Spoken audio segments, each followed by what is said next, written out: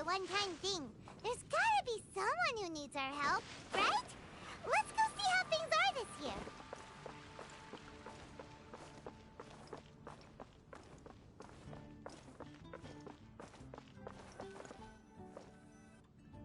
Hey there, Catherine. Good day, you two.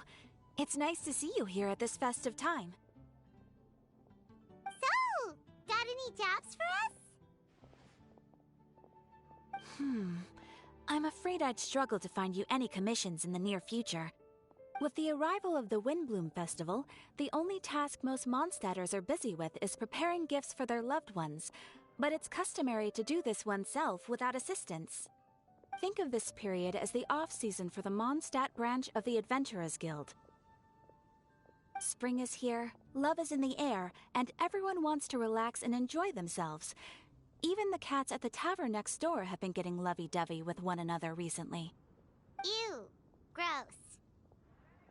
You know that feeling you get when you burst out the doors after a nice nap, hoping to make it to the store before the limited edition drinks sell out, only to get there just in time to see the last 2 glasses snatched away right from under your nose by a couple of pesky lovebirds? That's what this feels like. Perhaps you two could simply take this chance to... Traveler! Paimon! Thank goodness I found you. There's something I need your help with. Whoa! Sucrose? What is wrong with you? That's no way to greet a friend we haven't seen in so long. No, not help like in the Windbloom sense. It's just... How do I explain? Go ahead, Sucrose. We don't have anything else to do right now anyway. Phew. Okay. Here's the situation. I've been appointed as the Windbloom Festival's special ambassador by the Knights of Favonius this year. My task is to do good deeds for people during this festival of gratitude and love. Nice one! So how did they decide who to appoint anyway? They spun an empty bottle donated by Angel's Share inside a circle with all our names on it. Whoever's name the bottle stopped at got chosen. I think so too. But everyone said that it was to make it fair, so everyone had an equal chance to become the special ambassador. The thing is, I'm not great at dealing with people, so I was really daunted by it at first. But I'm still glad that I got this role. Luckily, I came up with a way to spur myself on, which has helped. Have a look. Is that a test tube? Yep, every time I do a good deed for someone, I get them to breathe into a test tube. That way, I can collect everyone's breaths of joy. Sounds fascinating. Are you gonna use them in your research? Yes. I believe these breaths of joy will serve as valuable raw materials for alchemical transmutation. With any luck, I'll be able to produce something truly miraculous. Darn, now Paimon's hungry. Wait, you're doing this on purpose, aren't you? Actually, I meant something even more exciting than that. I can't say for sure until I have more test results to confirm my hypothesis, though. Alchemists mustn't make claims they can't live up to. Anyway, I'm still missing one final breath of joy. Oh, is that all you need help with? That's easy. Just treat Paimon to a sweet madame, then you'll get your last breath of joy. Hey, come on! Paimon's doing her best to help, okay? So, does it need to be more like official or ceremonious or something? No, joy isn't measured in those terms at all. Let me put it this way. Have you ever planted a fruit seed and cared for it while it grows? In the same way that those tender, sweet fruits are the product of your time and effort, the amount of joy derived from an experience is positively correlated to the degree of hardship overcome during it. For example, in my case, I would say that to experience a statistically significant amount of joy, I'd have to do something like Spent 6 months developing a medicine formula, to a point where it was finally consistently effective. Similarly, in order to collect a significant amount of joy from other people, I have to find ways to do something sufficiently challenging on their behalf. Oh, Paimon gets it now. Long story short, you want us to help you find people for you to help. Oh, that's pretty tough given that it's the Windbloom Festival and all. Oh, I figured since you're such experienced travelers, you might have some ideas. But if even you don't know how to approach this... Really? You have a plan? Well, if he's in, then Paimon will help too. With the talking, anyway. But, if things don't work out, can Paimon still get that sweet madame? Oh, come on, Traveler. This is a festival of gratitude and love, after all. How could you refuse? Excuse me, Sucrose? Could I borrow you for a second? Package for you. Oh, sure. Be right back.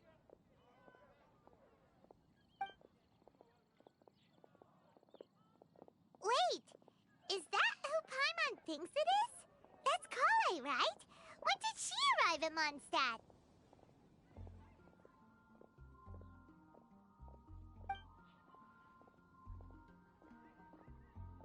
Let's go say hi!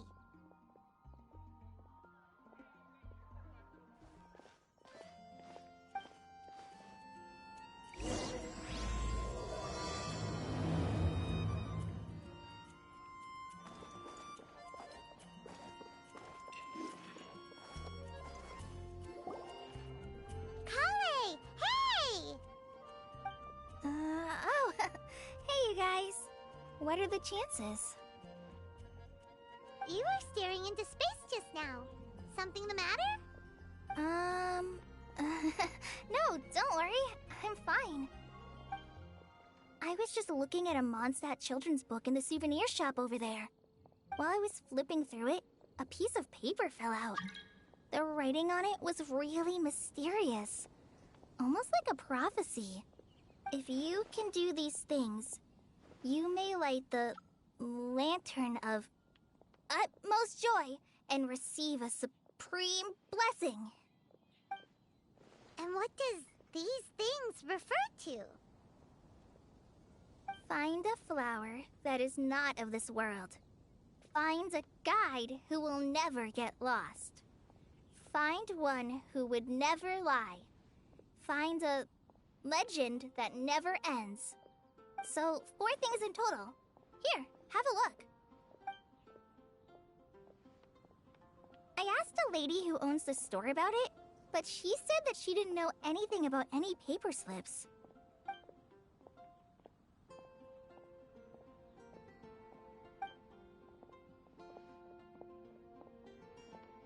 Hi there. Sorry to butt in, but what's the name of that storybook you just mentioned? Oh, it was called The Boar Princess. That is strange. I've read that book, and it sounds like that note you found has no relation to the story at all. Do you know her? Let Paimon do the honors. Kale, this is Sucrose, an alchemist with the Knights of Aphonius. And Sucrose, meet Kale. She's a trainee forest ranger from Sumeru's Avidia Forest. Hello. Hi.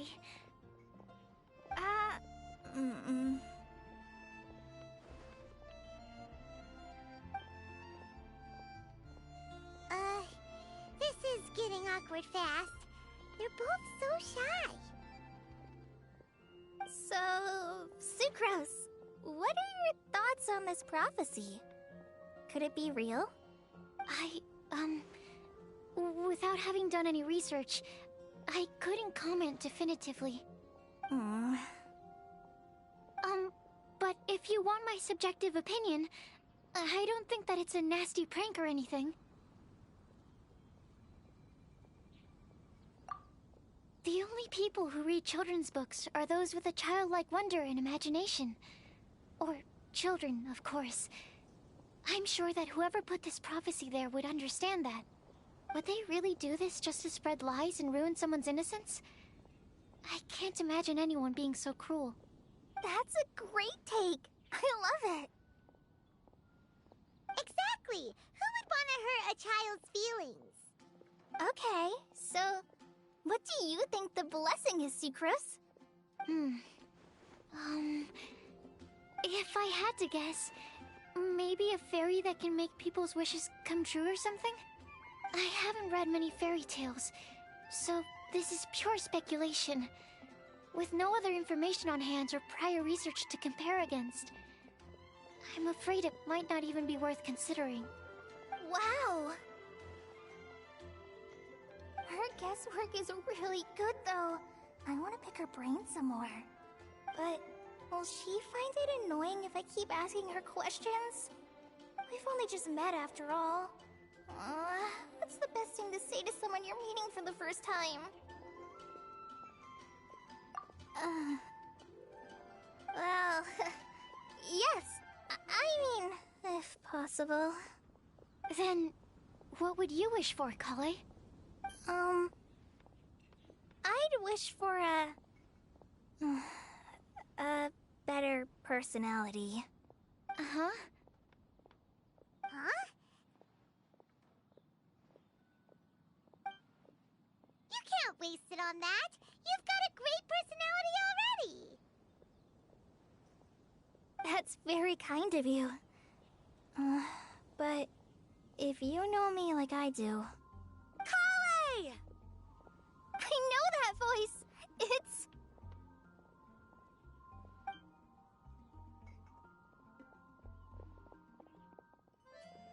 Kale!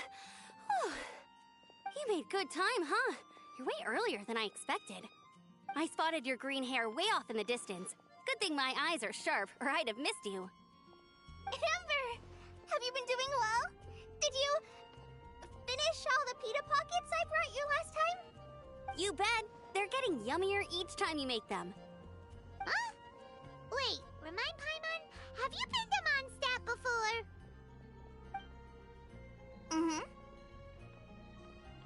A long time ago, I had a lot of help from a lot of people here in Mondstadt. So ever since my Elazar got better, I've been looking out for an opportunity to come back to Mondstadt and tell them all the news that I've been cured.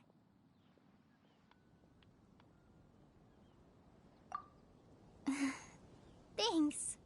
If it's okay with everyone, why don't I take Kale for a walk around town? I'd like to show her some of the places she didn't get to see last time. Of course. Fine by me. Sure, go right ahead.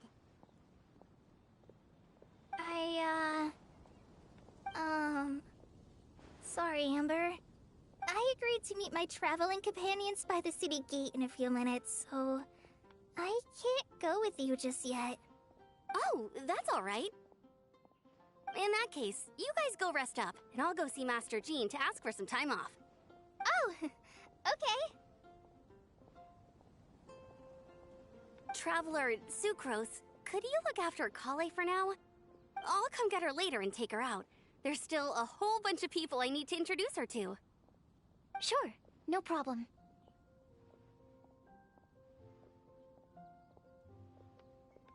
Awesome. See you later then.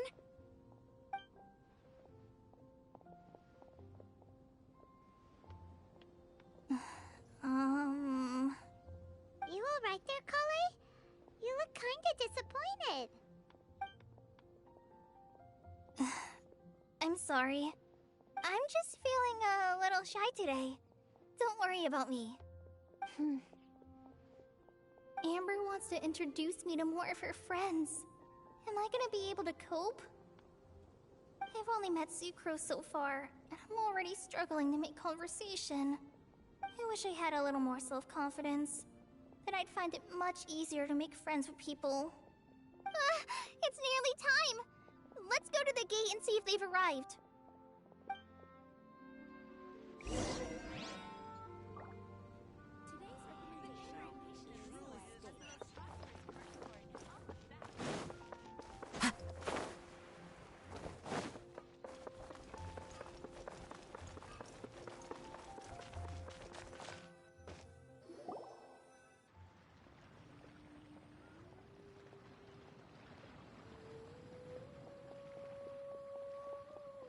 Why is this humble windmill such a great view? I mean, it's understandable. It must have been a long time since you last came to Mondstadt. Because it is the true Great Vayu Viastra?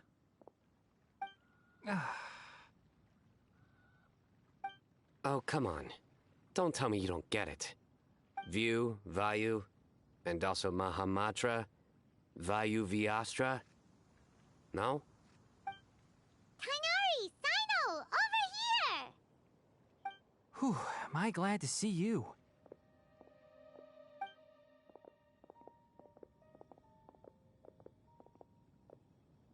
And who's this young lady? Master, this is Sucrose, an alchemist with the Knights of Favonius. We just met. Sucrose, this is my teacher, Tainari. He's a highly respected forest watcher in Sumeru, and he's also a very famous botanist. Kale's exaggerating. I'm Tainari. Pleased to meet you. So you have a teacher as well. The pleasure is all mine, Tainari, sir. Yep, he's extremely knowledgeable too. And this is General Mahamatra Sino of the Sumeru Academia. He's really famous in Sumeru as well. Greetings. Though if I might say so, we're purely here for personal reasons. You needn't be unduly concerned with our official positions. And Kale, there's no need to use my full title. Sino is fine. Or sir, if you absolutely must. Indeed. We're not here in an official capacity, just to keep Kale company on her vacation. Keep me company? But it was you two that insisted on coming. Kale is very important to us. We felt obliged to ensure her safety on the long, treacherous journey to Mondstadt. But I've been here on my own loads of times before. What about your work, though? What if something bad happens while the General Mahamatra's away? There should be no issues. I have left my duties in the hands of my subordinates, and two especially reliable helpers. Oh, Sucrose. What were you saying about you having a teacher as well? I was just going to mention that I think we're in a somewhat similar situation. I'm an assistant to Mr. Albedo, Mondstadt's genius alchemist. Oh, please, Sucrose. Genius is an unnecessary epithet. It will serve only to leave an exaggerated impression of me in the minds of our guests. Mr. Albedo, but it is an objective truth. Hey, Albedo's here too! Great! The more the merrier!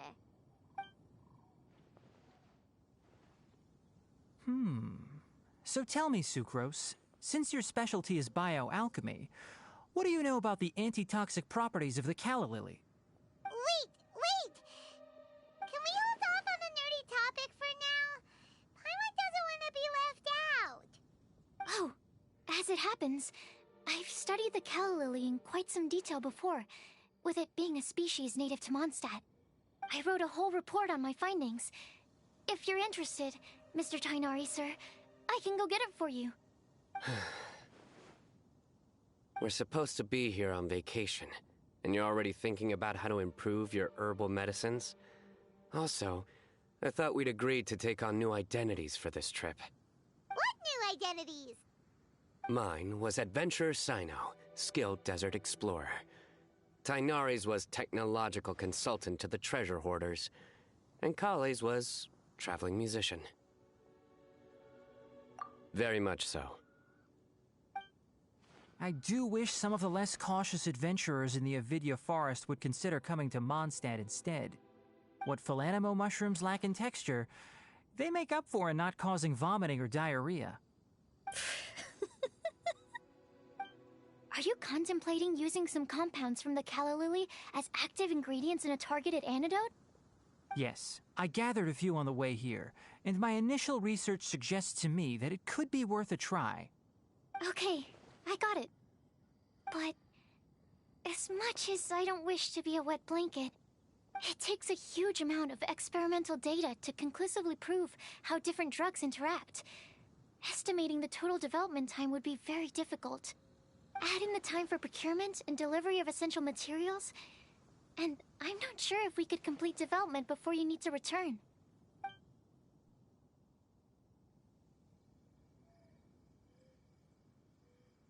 then please, allow me to help. Mr. Albedo. Apologies for my tardy entrance in the present discussion. I understand you're looking to make an antidote for poisonous fungi, correct? If you happen to have some samples with you, or relevant documentation on hand, perhaps you might give me the chance to review them later. But before that, I invite the three of you to look at this.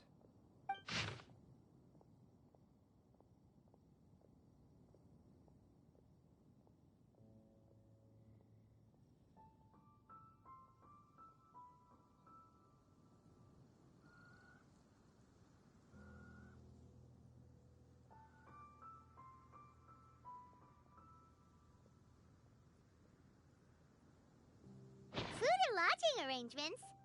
Were you quietly writing this up the whole time? Paimon didn't even notice! Hardly.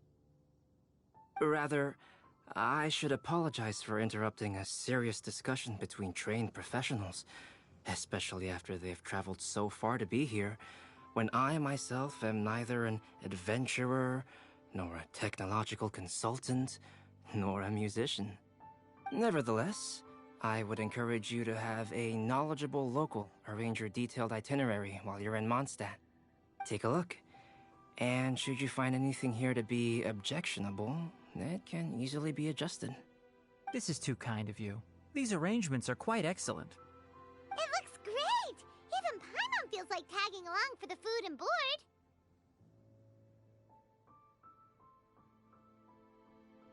Wait! Doesn't Paimon's opinion matter anymore?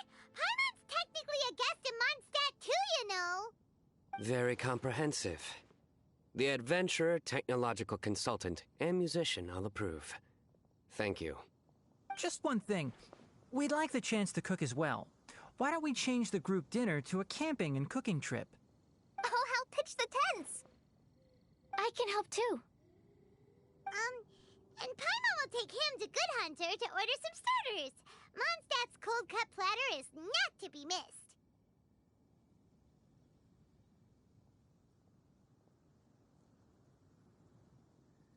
Great, then it's decided. Sucrose and I will bring the three of you to your inn for a quick rest. You two, let's meet by the lake this evening.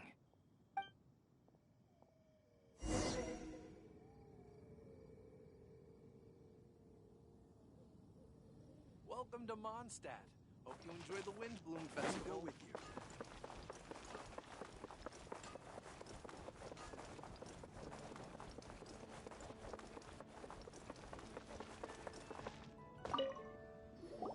Hey, Sarah! Can we have a cold-cut platter to go? Sure, coming right up. Would you like anything else? Do we, want anything else?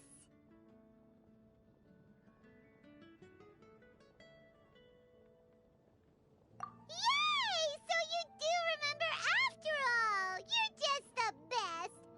Paimon will give you the sweet flower from that sweet madame as a windbloom.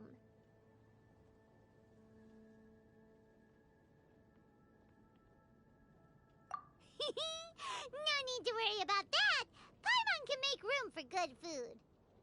All right, just a moment.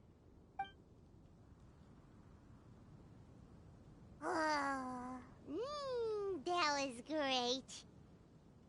If that was a Windbloom treat, then Paimon wishes it could be the Windbloom Festival every day.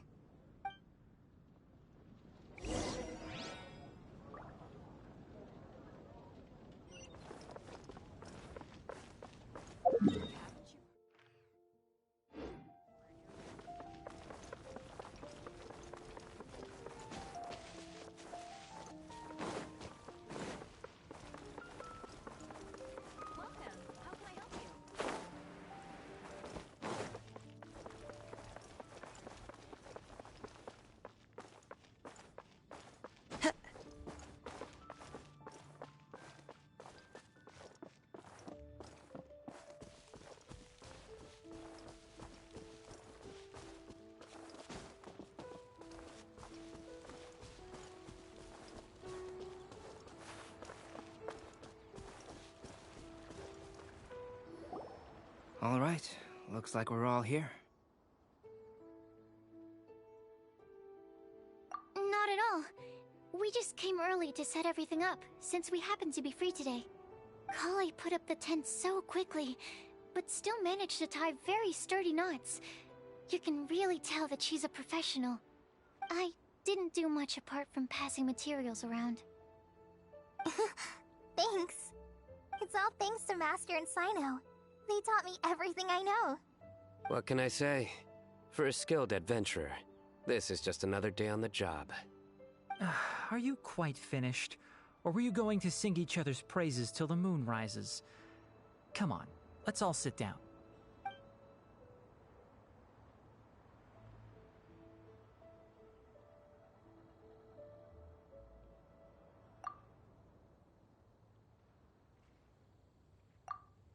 That sunshine sprat was really very good.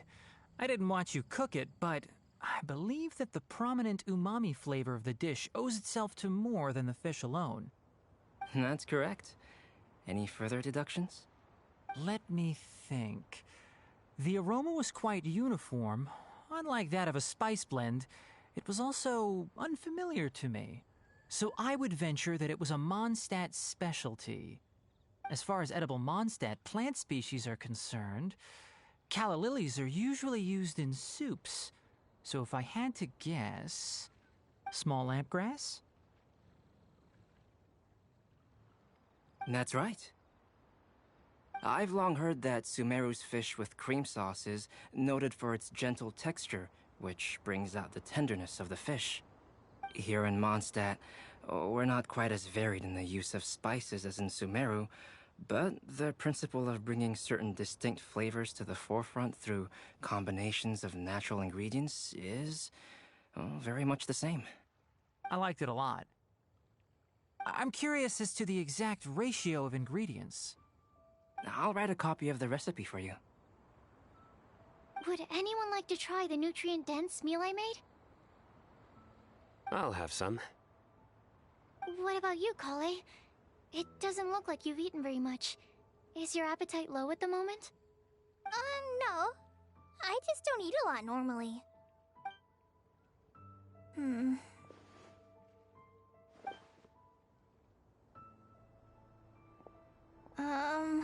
Sorry. I didn't mean to make things awkward. Tighnari. While we were on the road, we spotted something white, walking on two legs. Was that Paimon? Which day was this? Just after passing through Stonegate. Sino, are you sure your eyes were working that day? Or maybe your hood was blocking your vision? Paimon always flies. There's no way she'd ever walk. Is that right? I thought that you'd made me snacked on too many local ground nuts.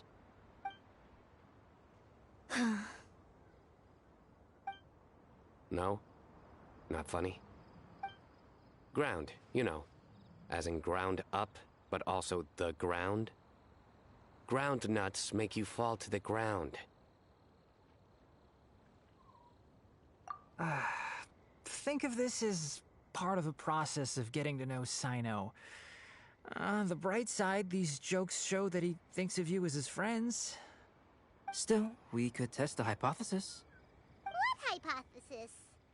That plant species indigenous to Mondstadt may have an effect on the motor functions of flying lifeforms. Hey! Paimon's not your test subject!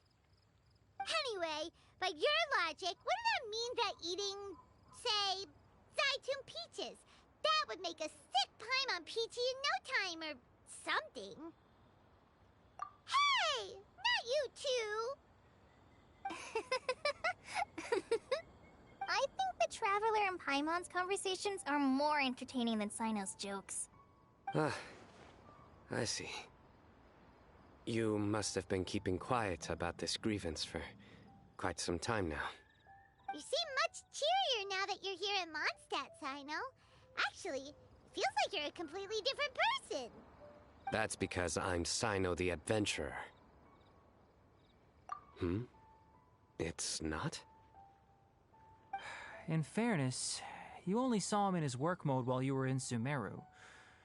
He's actually like this most of the time when he's in a good mood. Yep, it's true. Sometimes when he's eating, he'll grumble about how the bowl is too shallow for the amount of food it contains and other random stuff like that. I understand. Then allow me to reintroduce myself. Before, you knew me as General Mahamatra Sino. Now, please see me as Sino the Adventurer.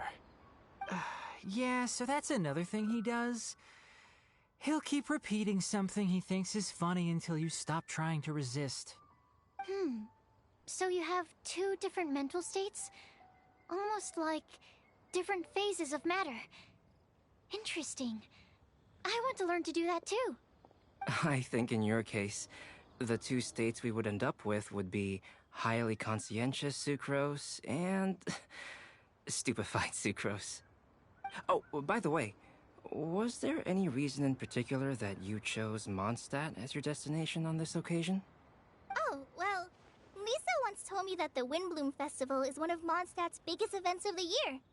I wanted to take this opportunity to give everyone a Windbloom, as a token of my heartfelt gratitude for everything they've done to look after me.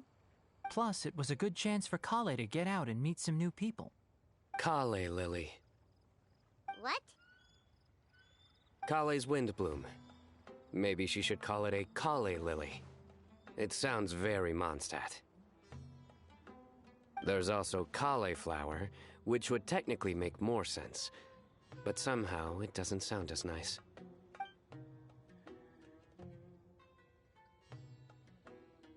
Moving swiftly on. Wow, he just completely ignored the joke and carried on the conversation.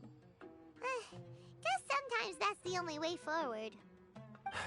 Sumeru's been through some major changes recently, and things at work have only just started to calm down. I don't get many opportunities to take a vacation, and this was a chance to join Kale on her trip while also learning a few things about Mondstadt's flora and fauna that I'll be able to pass on to my peers and students on my return. Two birds with one stone. How about you, Sino? I came to ensure Kale's safety. That's just an excuse. Plain and simple. Also, there's the matter of a Genius Invocation TCG custom-made card back. Aha! So you did have an ulterior motive. Have you all played Genius Invocation TCG before? And that is why I am proud to call you my friend. When I first began contemplating getting a new card back, I asked around before eventually deciding to ask the legendary Mr. Calx for guidance. A friend of mine, Sawada, whom I played cards with on occasion, had been to Inazuma for the Irodori festival. He told me that Calx was a Mondstadter, so I should try my luck there. Calx? Isn't that... You mean, he's a friend of yours? I see. So, you came to Mondstadt in search of Calx. No, that is inaccurate. I came here principally to protect Kale. You most certainly did not. Kale's been here on the quiet numerous times, and this is the first time you felt the need to join. Not only me, same applies to you too, doesn't it? If my writer friend were here now, I'm sure he would describe this curious coincidence as having the makings of a good story. It's always a pleasure to meet a fan. Oh, here it comes. Wait, you mean you're Mr. Calx? Having my new friends address me by my pen name feels somewhat unusual. Please, just call me Albedo. Huh. So you're Calx. Sino's been talking about you non-stop recently. He's intent on getting you to design a bespoke card back for him. You didn't have to say all that. I don't usually take private commissions, but I believe that we are friends now, all of us. Our conversations have been deep and interesting, and Sino, your passion for this game is indeed one of a kind. I can see it in your eyes. Obviously. And given that you've come all this way from Sumeru to see me, I'd be quite honored to take this commission. Wow, your teacher's so nice. I feel the same about yours. Well, they definitely have different personalities, but they're similar when it comes to their character. So, how much should I budget for the timeless masterpiece you will produce for me? Surely, timeless masterpiece is something of an overstatement. Any artwork fit to appear on the reverse of my card decks is by definition a timeless masterpiece, even if I do say so myself.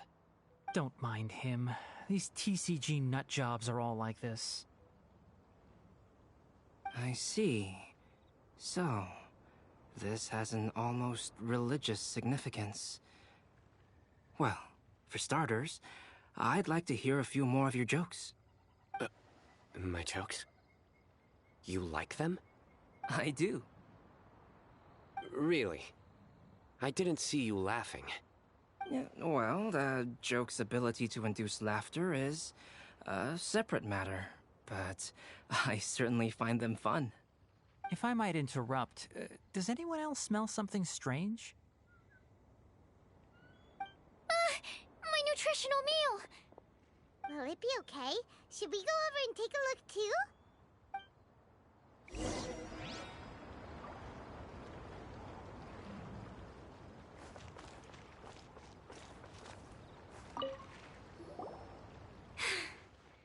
Only the base is burned.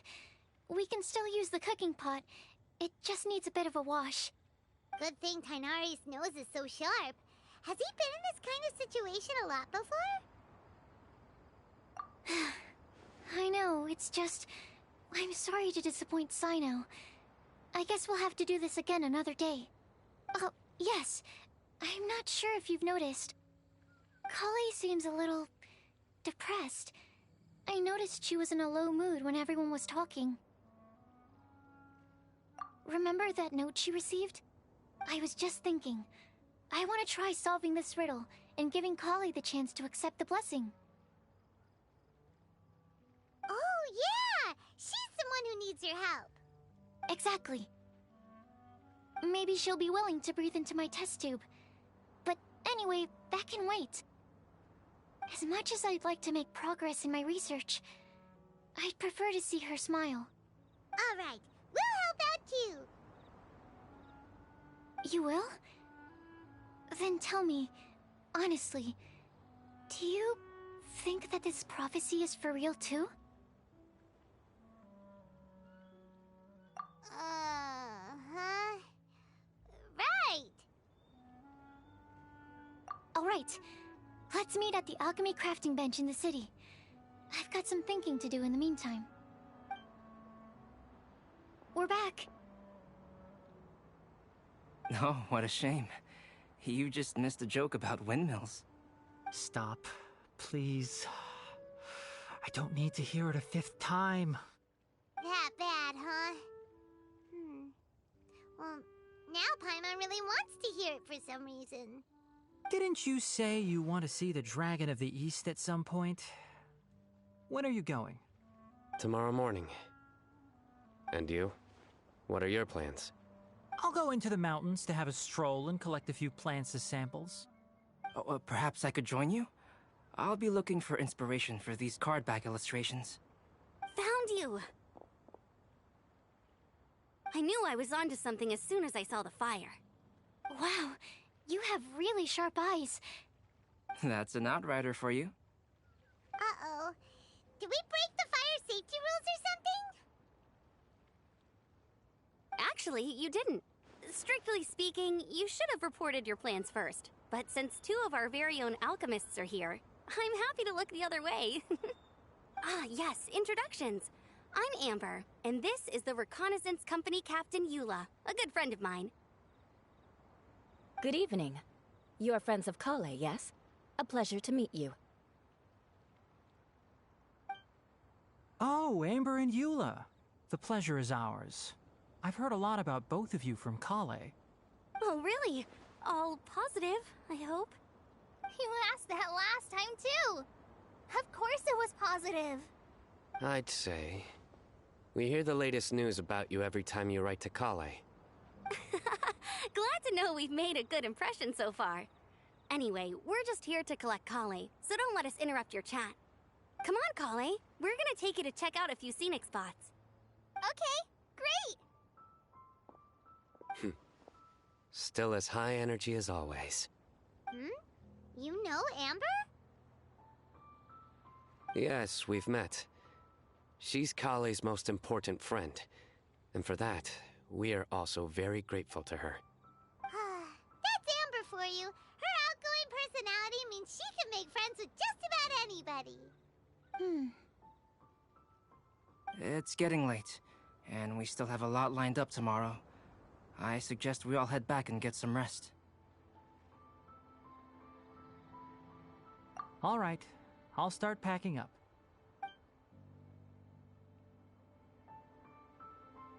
You're gonna get the tone-deaf bard to check out that note, aren't you?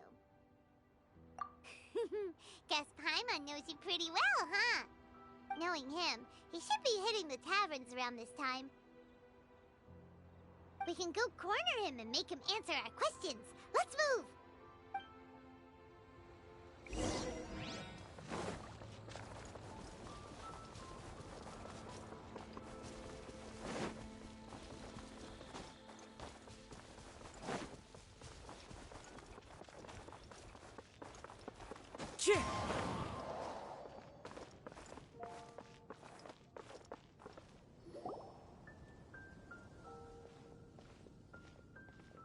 Oh, it's been a while. Paimon called it. Tone-deaf bard, drinking as usual. Put your drink down and get your game face on. We've got some important questions for you, mister. Okay. So, what do you make of it?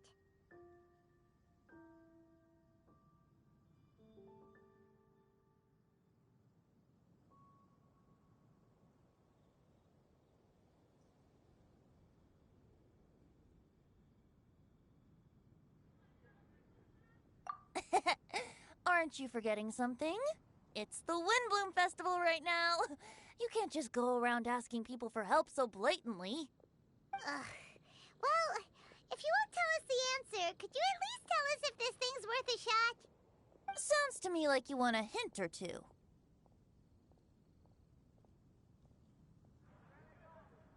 A fine answer. The person who wrote this prophecy is very powerful. If you manage to solve the riddle, good things are sure to happen. Also, I happen to know where this lantern is. Once you've found the 4 things, I'll even write the location down for you. Isn't that generous of me? Whatever. We weren't expecting much from you anyway. You can get back to guzzling wine and blowing wind now. Oh, woe is me. Paimon sees me as nothing more than a drunken wastrel. There are actually a great many things that we bards are required to do. It just happens that enjoying life is the most important one. Once this is over, would you like to join me for a drink? You know, a favor for a favor.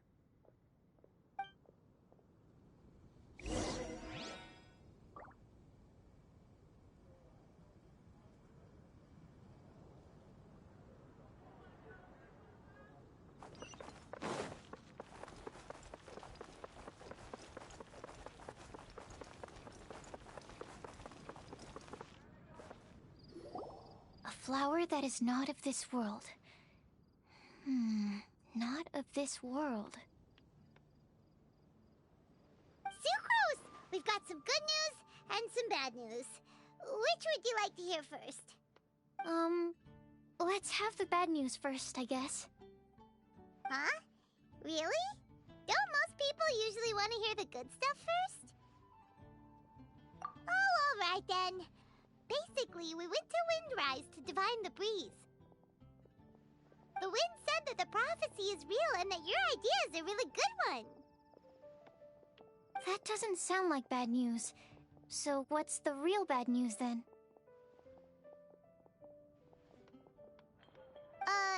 Paimon ate the bad news!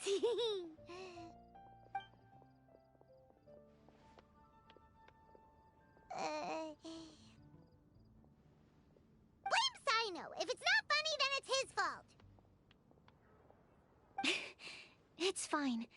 Well, that puts my mind at rest. Now, back to the other issue I've been mulling over. I was thinking about the flower that is not of this world. It could mean a human-cultivated variety that doesn't occur in nature. But that's basically claiming that it doesn't come from this world in the first place, when actually it's just a variant of an existing breed. So, the initial question is, can the flower's origins be traced back to a natural organism? If so, it cannot be correctly described as not of this world. But then, supposing we identified something outside of that category, whose job would it be to decide whether it belongs in this world or not? Then the question becomes, do of this world and from this world mean the same thing? Or is it deeper than that? Whoa, slow down! Paimon's head is already starting to spin. Okay, I did have one other line of thought as well. What about a flower created using alchemy? Would that be not of this world?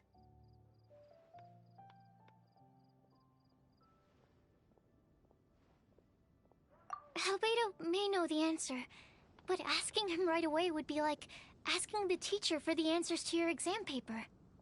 It would render our search for the truth meaningless. I'd rather try and figure this out for myself. Could it be the Windbloom? Oh, now that you mention it, that's definitely a possibility. The Windbloom doesn't refer to a specific flower. Everyone defines what it means for themselves. In which case, the Windbloom doesn't exist in reality.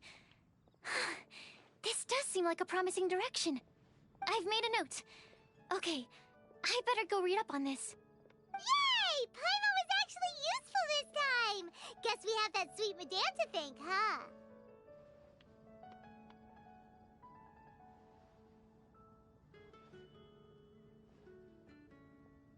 I'll need some time to prepare. Could we meet up here in, say, 2 days' time? Sure thing! In the meantime, we'll also think about the other 3 riddles in the prophecy. But, since we're really going for this now, shouldn't we say something to Kale about it? I originally wanted to leave it as a surprise for her, and I also didn't want to get her hopes up over nothing. But you're right, Paimon. I'll need to be careful how I word it. But I'll try to find some time over the next couple days to mention it to her. All right. Thanks so much.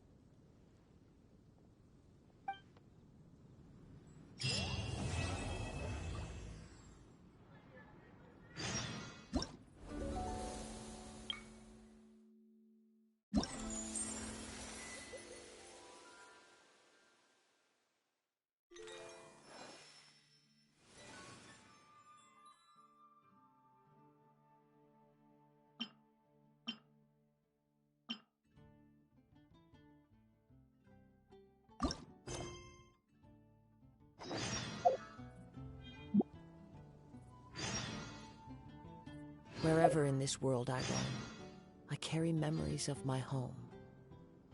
This blade, it is the last link I have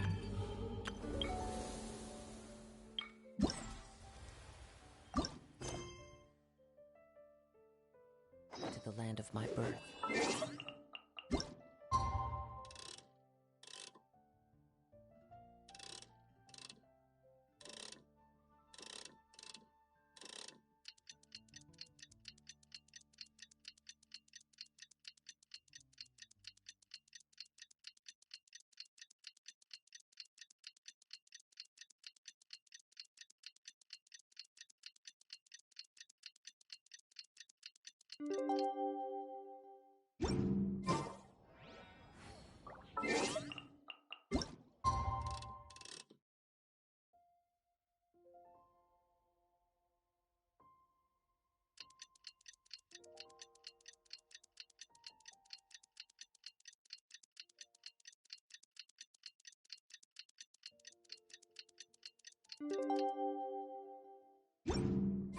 Today's the day! Let's go meet up with Sucrose!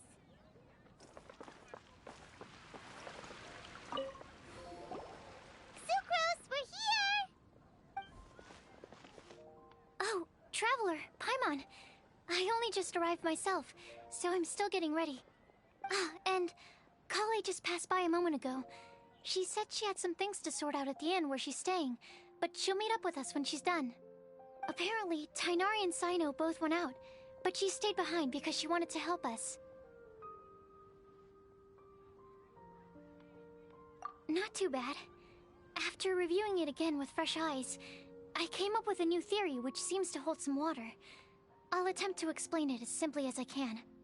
I believe that each of the 4 things in the prophecy refers to a different field of knowledge.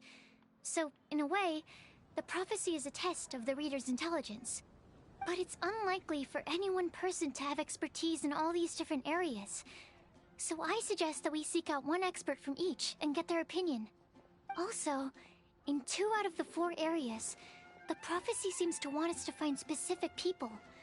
It may even turn out that the people themselves are the answers. So it sounds like we should put our heads together and list out the people who can help us. Exactly. I think we can go through each riddle in turn and generate 4 groups of names to match the 4 questions. Alright, then let's start from group 1. The first riddle was, a flower that is not of this world. Personally, I would still go with Albedo for this one. Alchemy is the most likely to have to do with otherworldly things, and he is by far the leading expert in this regard. Exactly! You're the creator of the Tetratanic Sweet Flower. Who knows? Maybe that's the flower we're looking for. Huh? You really think so? Oh, but what about Tainari? He's a forest watcher and knows all about plants. If it's a flower we're looking for, maybe he's the man for the job. All right. I'll add him to the list as well. On to group 2.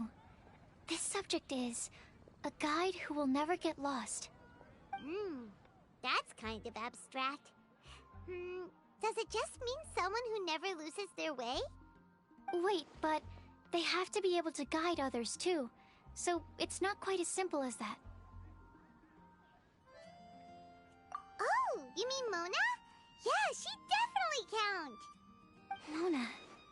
Yes, she certainly seems very confident, and she can use her astrology to guide people. Would Bennett count?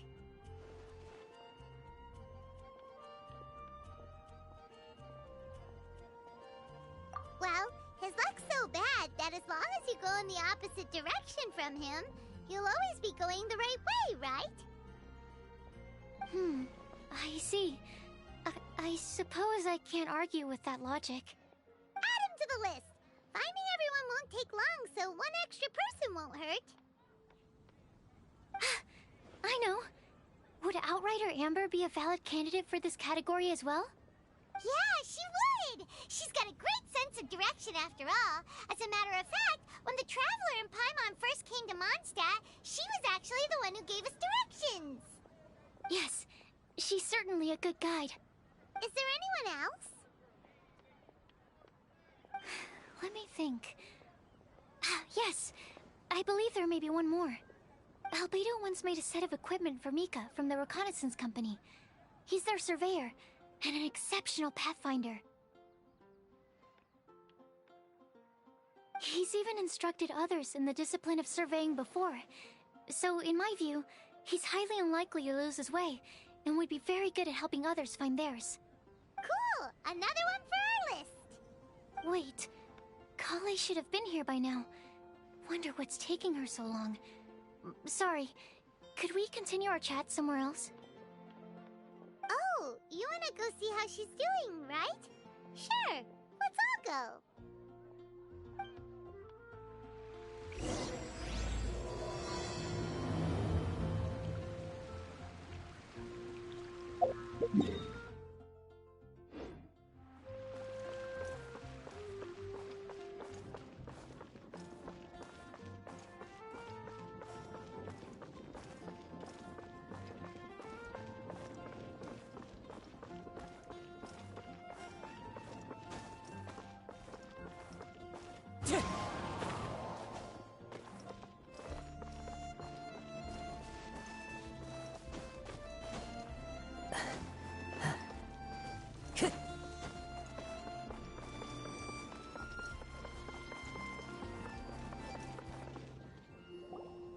Hi, Kale. Hope we're not intruding or anything. Is everything okay? Sucrose! I was preparing some stuff. Is it time already? Oh no, I'm sorry.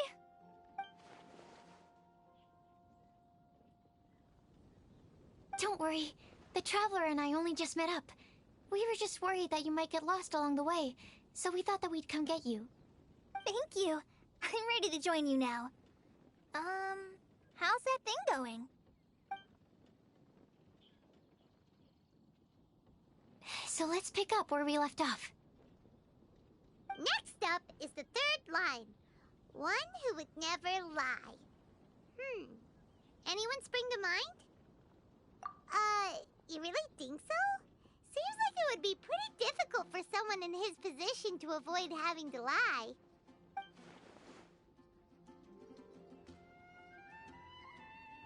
Then what about Kaya? He's the cavalry captain and a rather popular figure, but... You think there's something fishy about him too, huh? Yeah, he's definitely a sneaky one.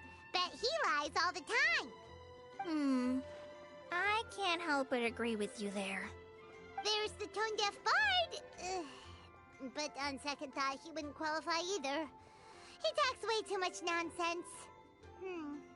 Is there anyone else we're missing? Acting Grandmaster Jean? She has a good name in that regard.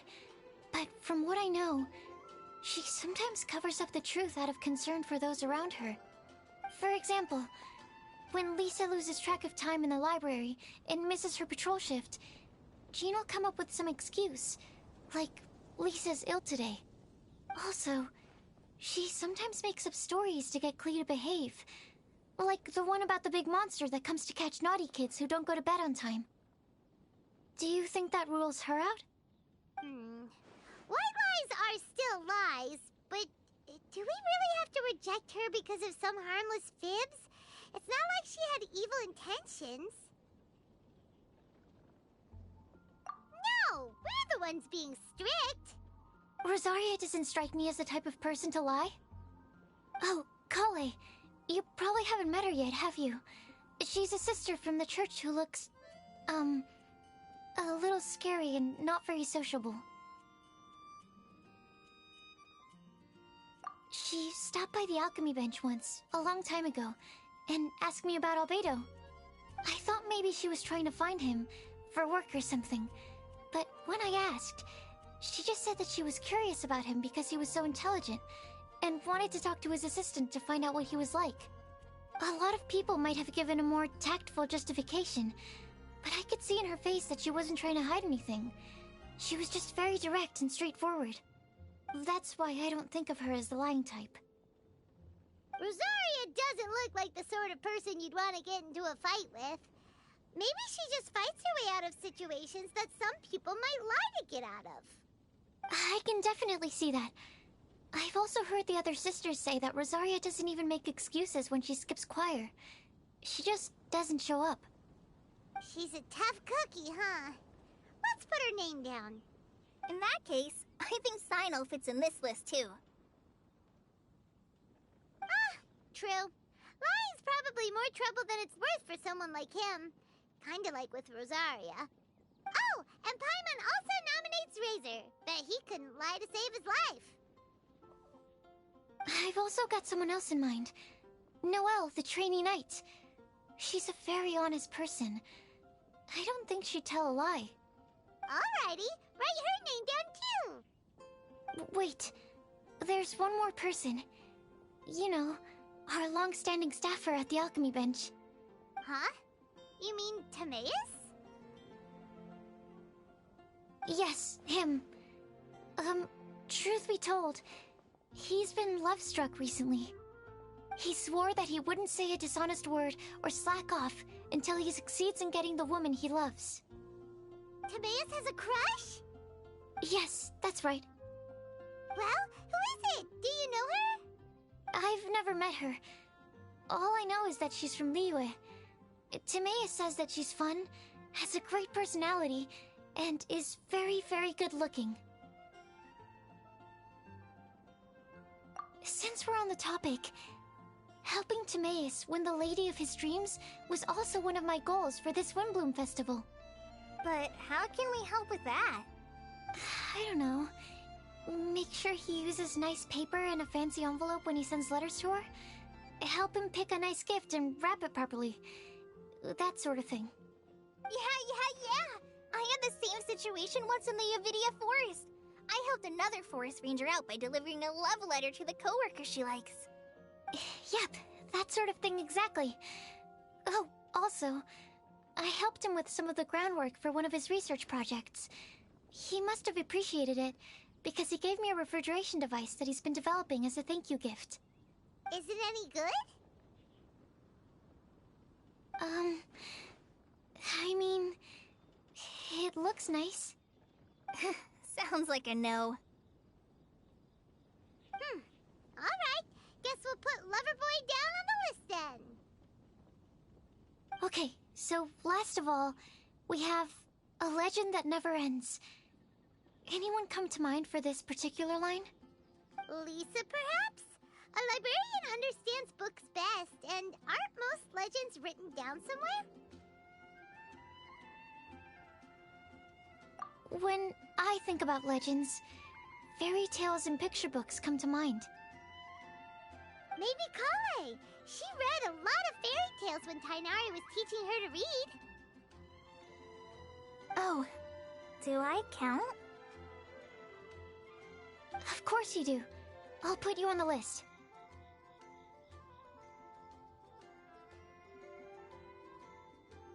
I prefer to read things like an illustrated analysis of alchemical substances and their uses, the fascinating principles of crafting, and hypotheses of life. Point taken. Paimon didn't quite understand any of those. Klee might be a good choice. Her mother, Alice, is a renowned traveling author, so I'll bet she's been exposed to all sorts of myths and legends.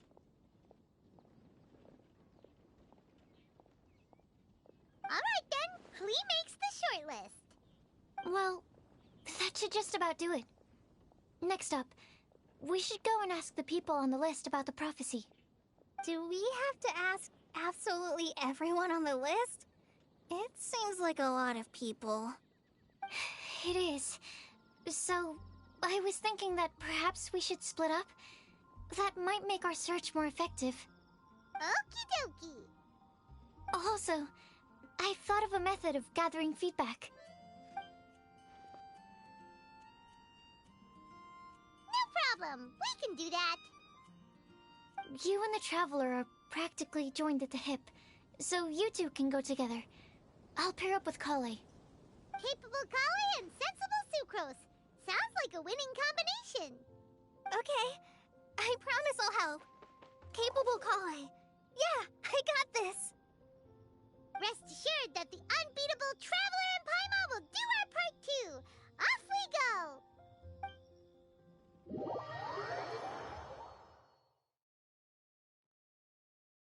I plan on starting from the person with the most defined stronghold. So, let's go to the library.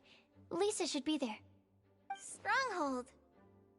That's an, interesting word to use. Maybe den? No, that's even worse. How about layer?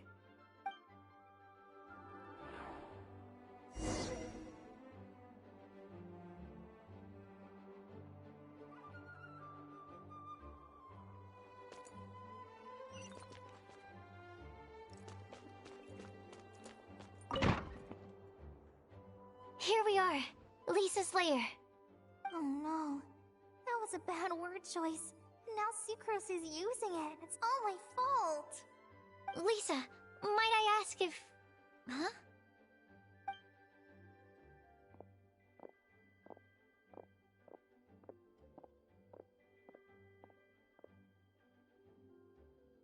Sucrose. Kale. What are you doing here? I can only sucrose that they were Kale-ing on someone. At least that's as far as I know. Oh, please, just stop it with these puns. I beg you. Are you trying to win worldwide fame for unfunny jokes? Is Lisa not here at the moment? Surprising, isn't it? She went out. I'm afraid it's just us here looking for information. Except me. I'm not here for information. Like you, I came here for an abortive search for the librarian, who is also my academia senior. Oh, so you studied in the same darshan as Lisa? That's right. Her mentor in Sumeru was also my benefactor. We were both Spontamod students. Wow, that's cool. But wait, we're getting sidetracked. We came here to look for some information. Kale and I are investigating a prophecy, and we were hoping you all might be able to help. Oh? What sort of prophecy?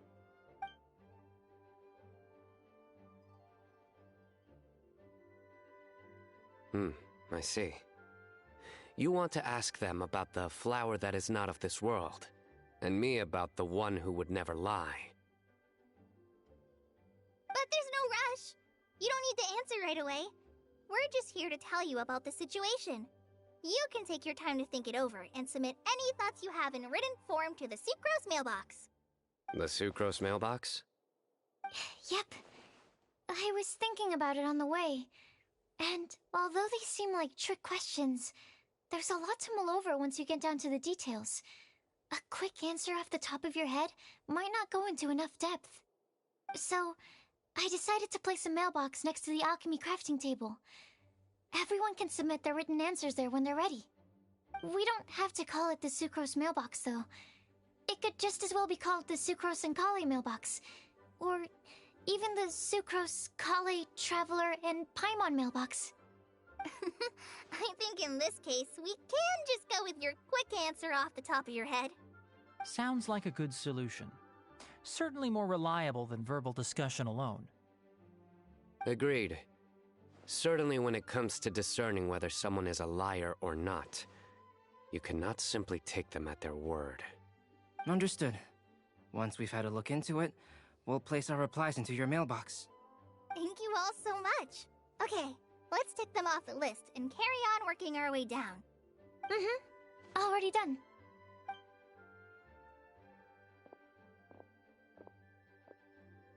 I'm pleasantly surprised to see those two introverts getting along so well. Do you get the feeling that Kale's return to Mondstadt has emboldened her more contrarian side? Yes, I'd noticed that too. Traveling and meeting old friends are both good for the body and soul. And isn't rediscovering one's youth while revisiting old haunts a worthwhile pursuit? When I first met Kale, she'd never known happiness or youth. But things are different now.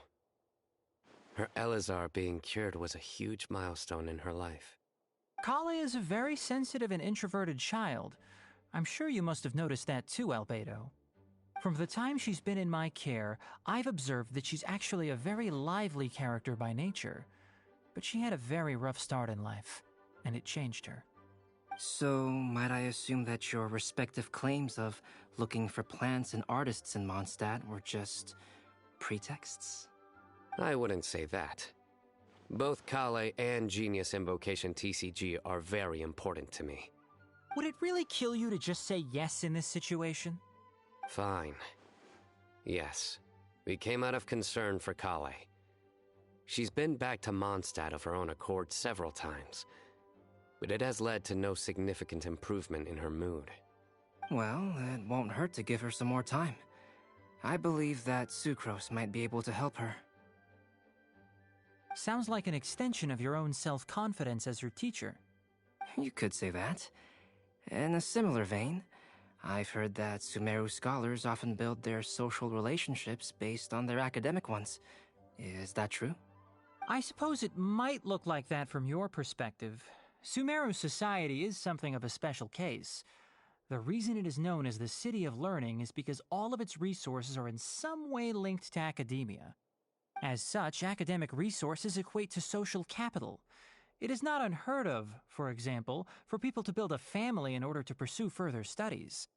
But the relationship between the three of us is not an academic one turned social. We've never even worked on a paper together for starters.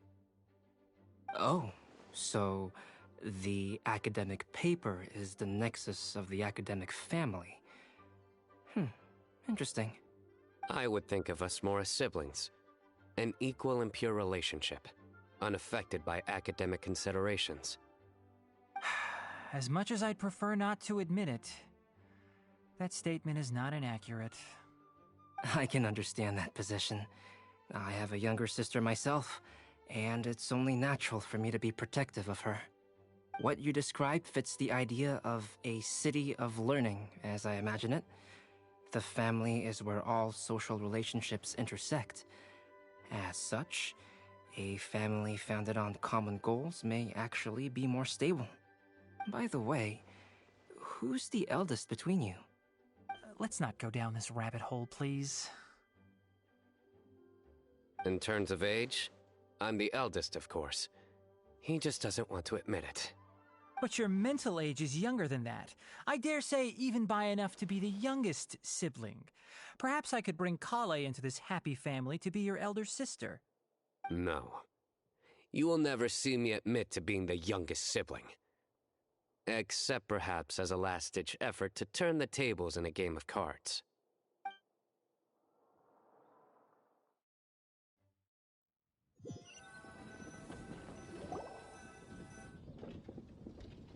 Guess we'll leave Kale and Sucrose to it. Fingers crossed all goes well for them. Now then, where should we go first? Let's try our luck at the bulletin board, shall we? A lot of people tend to show up there at some point in the day. Maybe we'll get lucky.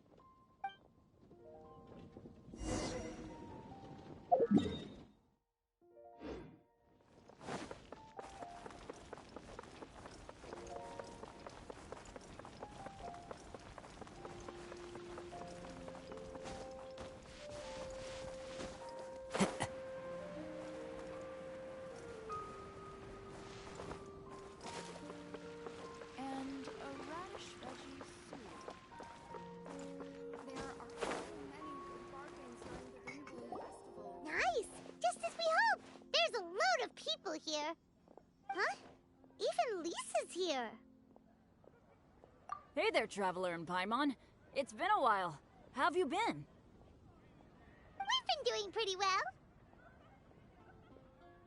You look surprised, cuties. Is it because of me? Teacher is not at the usual place. Oh, please. It's not as if I'm glued to my chair. I like to get out for a little fresh air every once in a while. Mika's here today, so I thought it'd be a good time to introduce him to Bennett and Razor. They're all out and about quite often, so it's helpful for them to get to know one another. Hello, everyone. My name is Mika.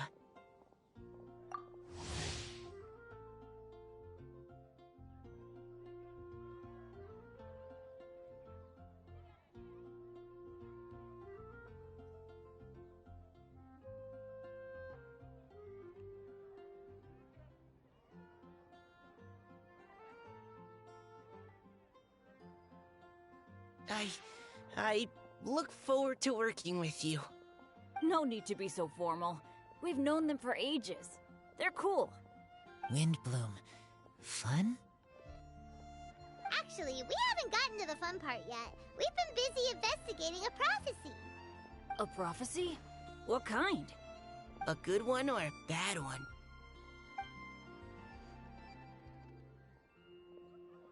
Gosh, that all sounds quite fascinating. I can't believe I made it onto your list of names.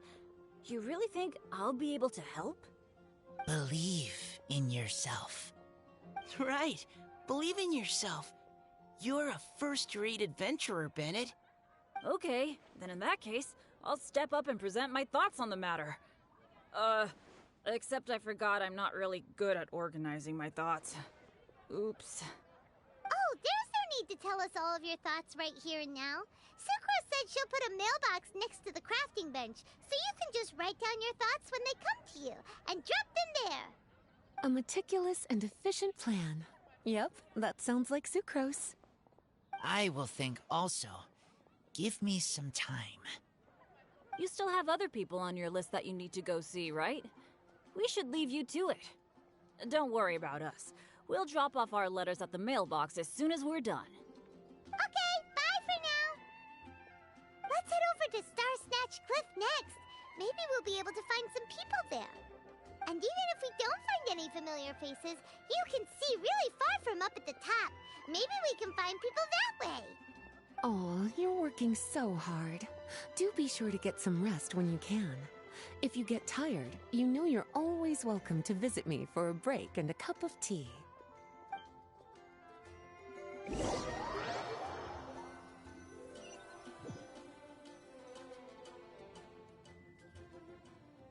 Where to next? Let me check my notes. Huh, this way. Got it. Kale, please follow me.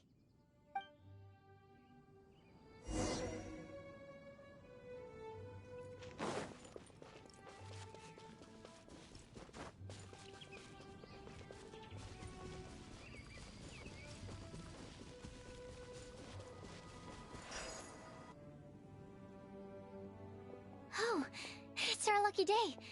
There are several people over there. Amber? Wow, and Eula's with her too.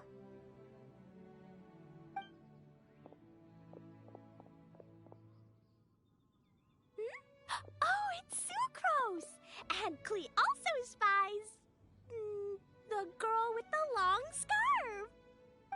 Kale, we were just talking about you. Ah, right, I don't think you've been introduced to Noelle before. Kale, this is Noelle, maid of the Knights of Favonius. Nice to meet you, Kale. I missed you the last few times you were in Mondstadt, so I'm glad to finally meet you in person.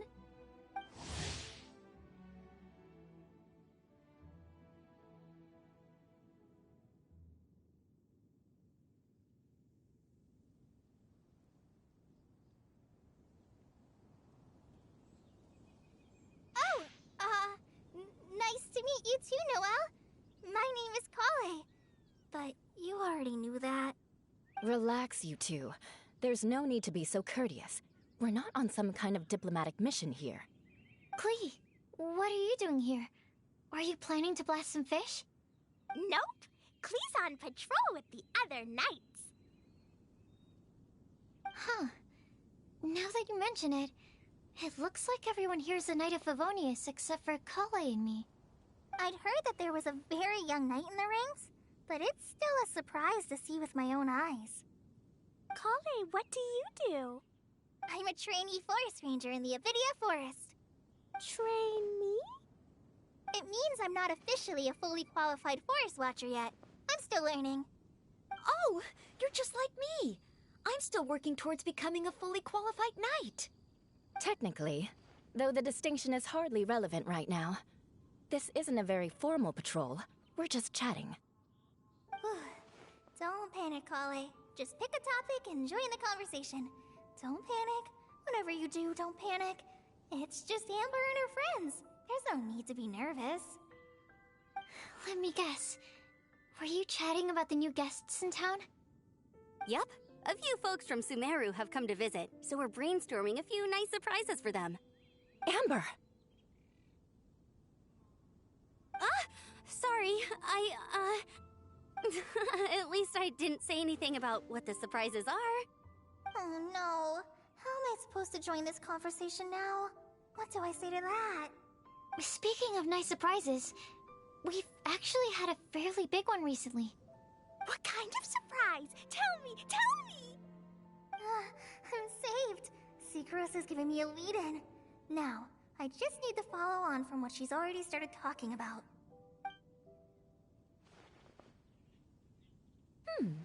What an interesting prophecy. I have no idea what the answers could be, though. So essentially, you're gathering information to help you solve the riddles, correct? I'll do my best to help. Thank you so much, Eula.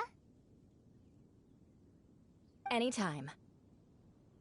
There's no need to answer right away. We'll put a mailbox next to the crafting bench for people to drop us a note once they've thought of something.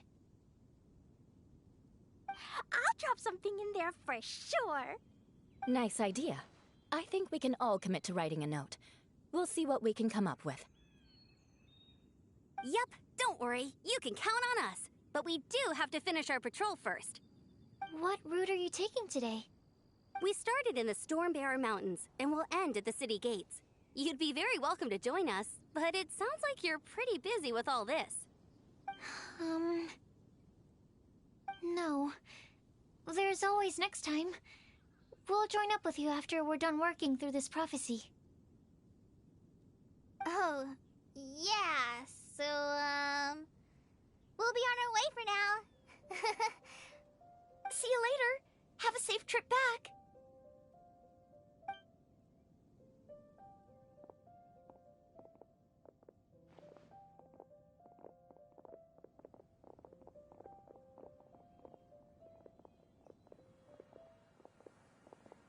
Are you okay, Kale? Was it that obvious? No, not at all. It just looked like you had something on your mind. So that means it was obvious. Whatever's bothering you, you can talk to me about it if you want. I'm happy to help. Thanks, Sucrose. Well, the truth is, I don't really know how to act around Amber and the others. Really? I thought you two were good friends. We are. Amber's a really important friend to me. I don't know. I guess if I'm being completely honest, the problem's probably with me. The first time I came to Mondstadt, I was really immature. I didn't want to let people in, and I was generally pretty awful to everyone. Amber was the one person who didn't give up on me, and if it wasn't for her persistence, I wouldn't have found a friend at all.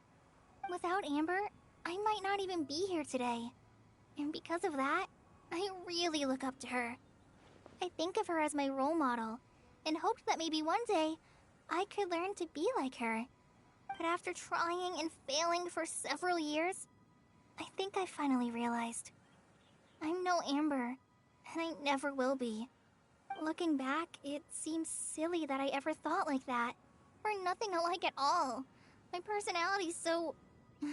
weird. I always get so anxious and I overthink everything.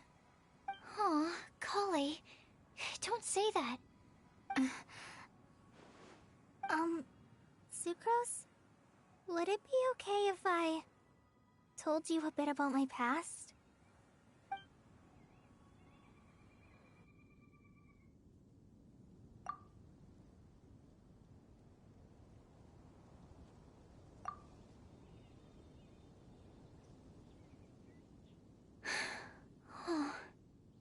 I already knew bits and pieces about her, but still, why did she have to go through all that? I'm sorry. We've only just met and I'm already dumping all of this on you. This is why I get so frustrated at myself. I'm always doing this. I get into a spiral of self-doubt, and then I end up having to find somewhere to vent it all out. No, it's fine. I'm really glad that you're willing to tell me all this. People don't open up about their deepest feelings unless they really trust the other person. Don't you think? At least, I think it's kind of an honor. And, I mean... you've probably noticed by now, but I don't have the best social skills either. I always just end up talking about the things I'm interested in, and going on and on. But even so, you still listen to me when I talk my head off about alchemy. It's a relief to listen to you talking about yourself for once. If you hadn't told me all of those things, I never would have guessed that you struggle so much. Honestly, I feel like we're very similar people. Really? Yeah. Everyone has their own problems to deal with. I certainly do. All the feelings that you talked about just now, I totally get it. It takes so much more effort for us introverts to fit into a crowd. When you were saying about how you try to think about what to say in advance, and you're constantly terrified of saying the wrong thing and making things awkward, I relate to that so much. Oh, and also that part about studying under a genius. In fact, before meeting you, I'd never met anyone who seemed so similar to myself. Oh. I'm not very good at giving words of comfort or anything, and I'm not gonna tell you to just get over it or stop worrying about it. How about we just sit here for a little while? We don't have to force a conversation if we can't think of anything. We can just sit here together. Sucrose has stopped talking, but for some reason, this doesn't feel awkward at all. Maybe she's right, and we're more similar than I realized. In Sumeru, I always like to find a quiet place to just sit and watch the scenery, but it's always by myself. I never thought there'd be a day when I could do this with someone else by my side. Mondstadt's breeze is so gentle and soft. Hey, Kale. See that cloud over there? Doesn't it look like one of my test tubes? I don't think so. Sorry. Then, maybe we're not quite on the same wavelength on everything. At least, not when it comes to looking at clouds in the sky. Thank you, Sucrose. I feel much better after talking to you. Yeah, it helps a lot, doesn't it? I also vent to my flasks, sometimes. The next time we get the chance, I have to show you my Tetratanic Sweet Flower, and my Tetratanic Windbloom. Your Tetra... what? 2 of my favorite things I've made. They're really cool. I think you might like them. Oh, okay. Yeah, you'll definitely have to show them to me sometime. I brought some crackers with me. You want one?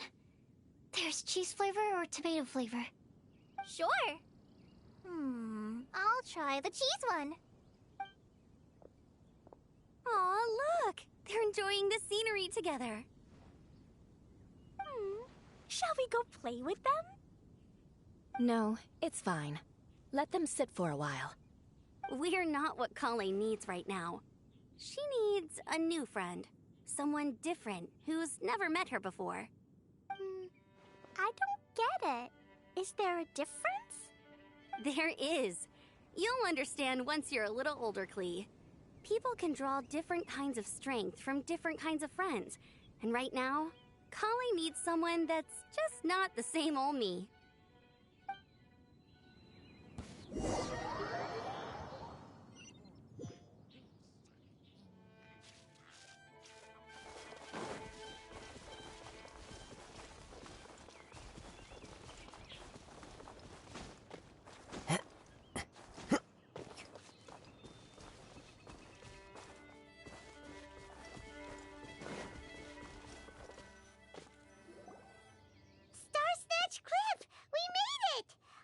Hopes we find someone we need here. Help! Oh, I beg you, please don't let go!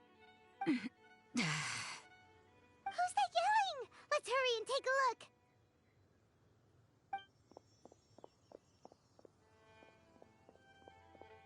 Timaeus? And we also have Rosaria and Mona? What kind of mishmash ensemble is this? Good question. What kind of a motley crew is this? It's been a while, Traveler.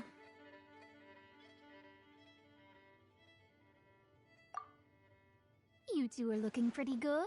I trust you've been well. Yep, we're definitely faring a lot better than this poor guy on the ground. Hey, please don't rub salt in my wound. I really have been trying my best.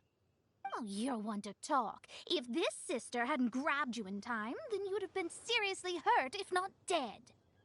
I know. I really am grateful, miss. I can't thank you enough. Don't mention it. Just lending a hand. Quite literally. And had she not lent him a hand and pulled him up, he would have gone tumbling down the cliffside. What happened? Did Timaeus almost fall off the cliff? Well, so what actually happened was I came to Star Snatch Cliff today to pick some flowers and ran into Mona on the way. She took a look at her scry glass and advised me to turn back because it would be dangerous. But you still came up here anyway? Well, yes, I did. Because there's something I just had to do. Oh, I hardly think giving flowers to your crush is worth throwing one's life away for. It's rare to run into someone with a death wish in this area. I don't have a death wish. I just didn't think it would really come true. I mean, when Mona said it would be dangerous, I thought I'd be fine as long as I watched my step cautiously. I'm sorry, okay? I was wrong. I'm telling you, I'm just here chasing the love of my life. Love-struck Mondstatters is what the Windbloom Festival's all about. Okay, that explains you. But why is Rosaria here? I was looking for a quiet place to escape the crowds. I wasn't planning on having to save a life along the way. So that's why the scryglass just showed danger instead of fatal danger. Very funny.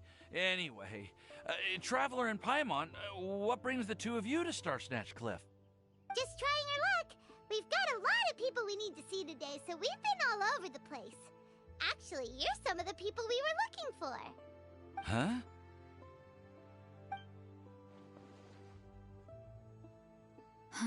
I see. So, all we'll need to do is find some clues, make a note, and drop it off at the mailbox? I can't believe there's a prophecy like this, let alone that I have a part to play in it. Oh, I guess this means everyone will find out about my crush now. I came here because I wanted to give some Cecilias to the girl I love. They'll really suit her. She's... No one asked. Please, do not subject us to your gushing about your girlfriend. Oh, you saw right through me. You said you need clues, right? Well, in that case, Mona Magistus the astrologist will provide you with a personally handwritten letter. Just wait for it to show up in your mailbox. You can be on your way now. We won't keep you any longer. All right, then let's head back for now and meet up with everyone else.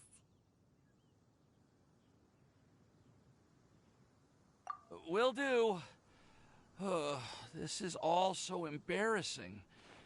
Thank you both.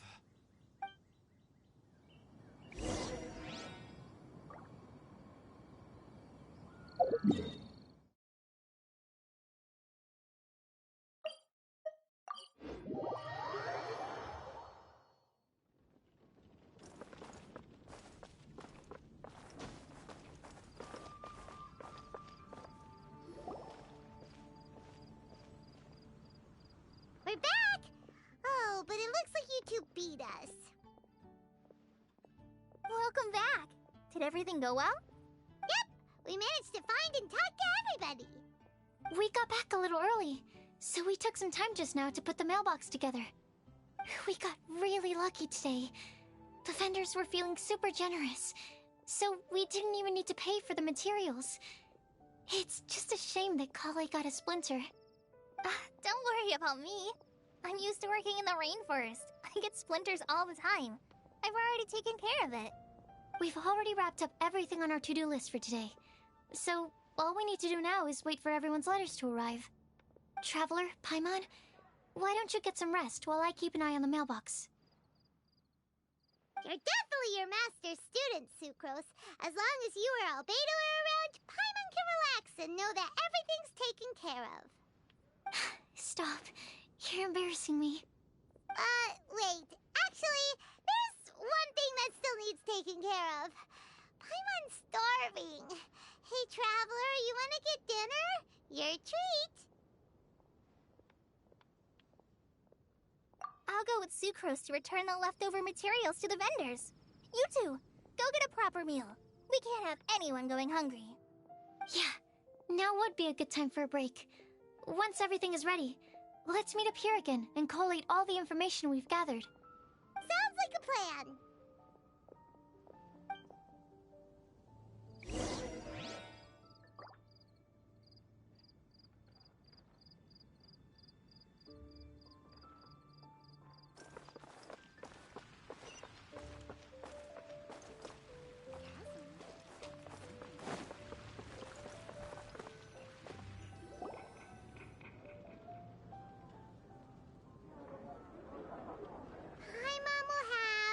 This one,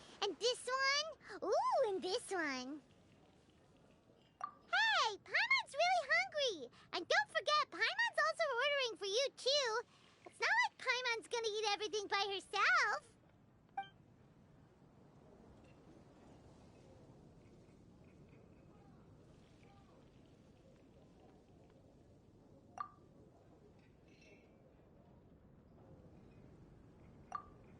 Ooh, Paimon is super full.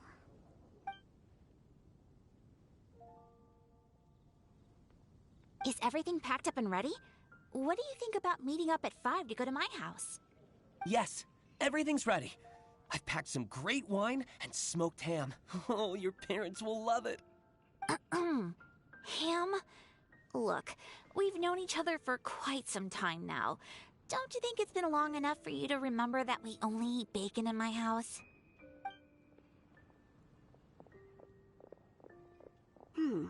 I must remember to get some milk today on my way home. Please, feel free to pay a visit to Cat's Tail anytime.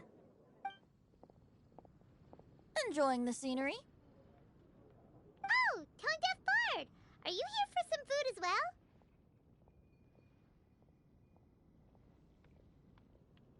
well?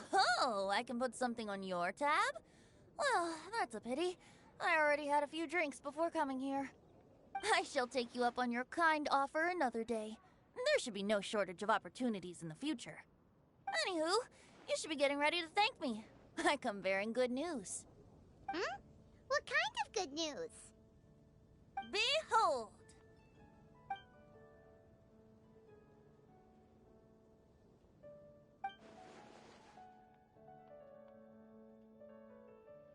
What is it? It's what you need the most right now. The answer to the prophetic puzzle.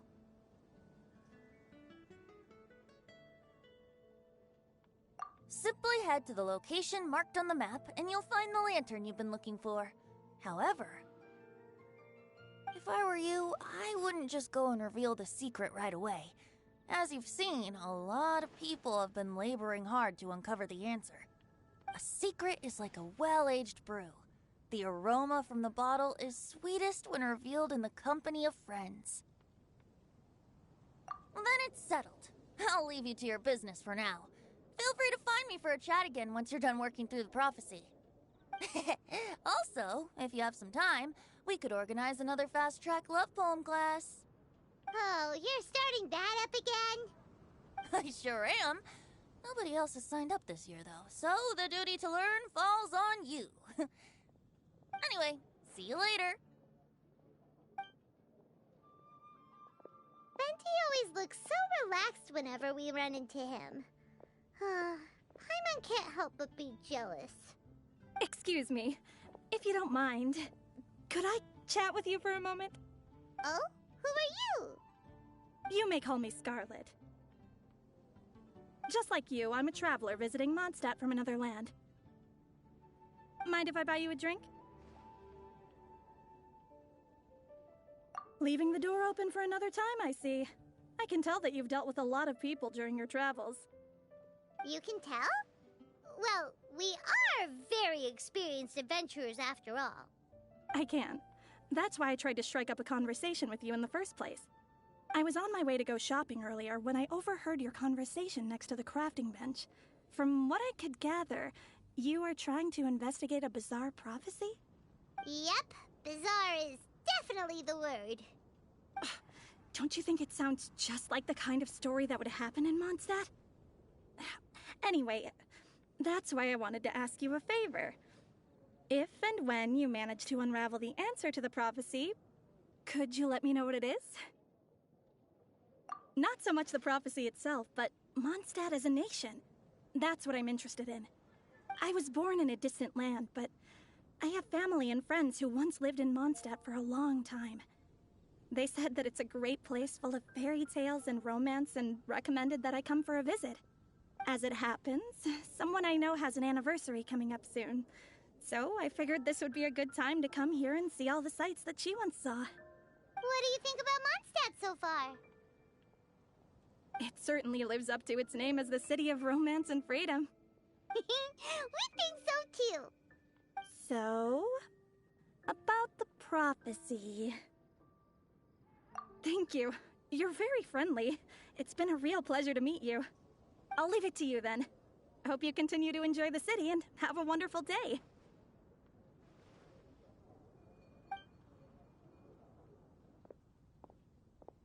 She definitely isn't dressed like a local, huh? Where do you think her hometown could be? Please find me a flower that is not of this world, and a guide who will never get lost. Find me one who would never lie, as well as a legend that never ends. Huh? I never thought I'd have someone secretly following me, even in a free city like Mondstadt. Good day to you, miss.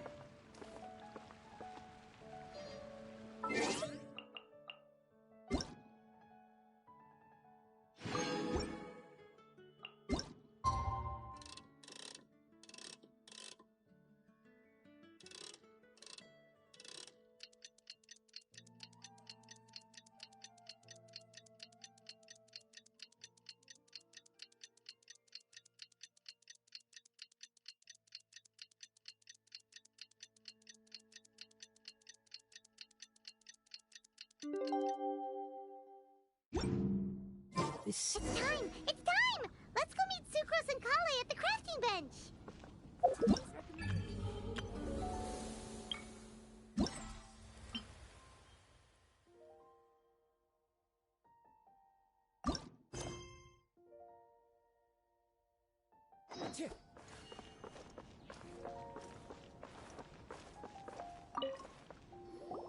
Hey, we're here!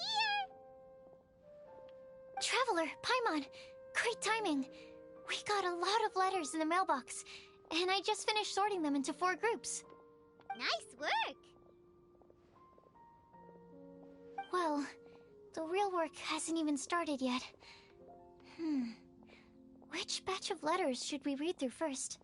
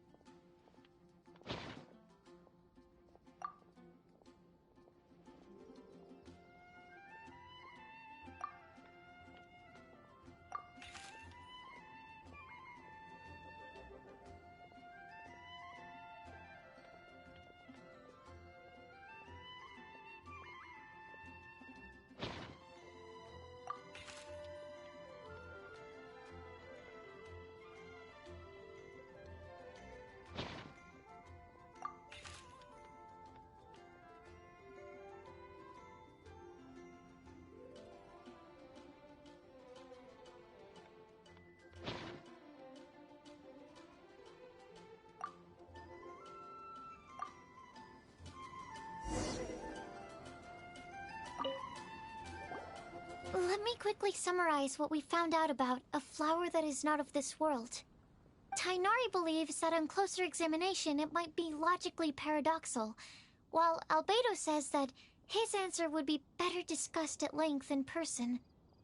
As for my answer, I think a clock in the shape of a flower would constitute one that is not of this world. Here's what we've gathered regarding a guide who will never get lost. Mona said that she'd like to join us in uncovering the secret behind the prophecy, while Bennett suggests Fischl, Mona, or the Traveler as potential candidates. Mika didn't submit much, but he did draw a vegetation map for Master Tighnari and wrote up a dragon spotting calendar for Cyno. Amber also wrote in. She said that she sees herself as nobody's guide, but everybody's friend. As for one who would never lie, Rosaria removed herself from consideration, but both Razor and Cyno are willing to support us in our search. Timaeus seems to have forgotten to write to us.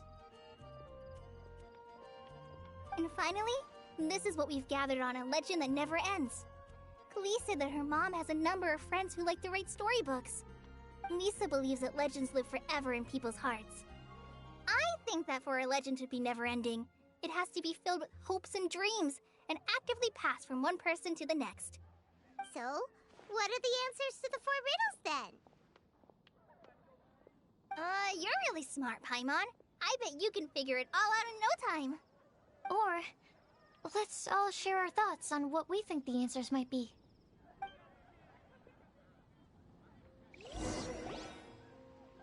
Wait! Wait for me!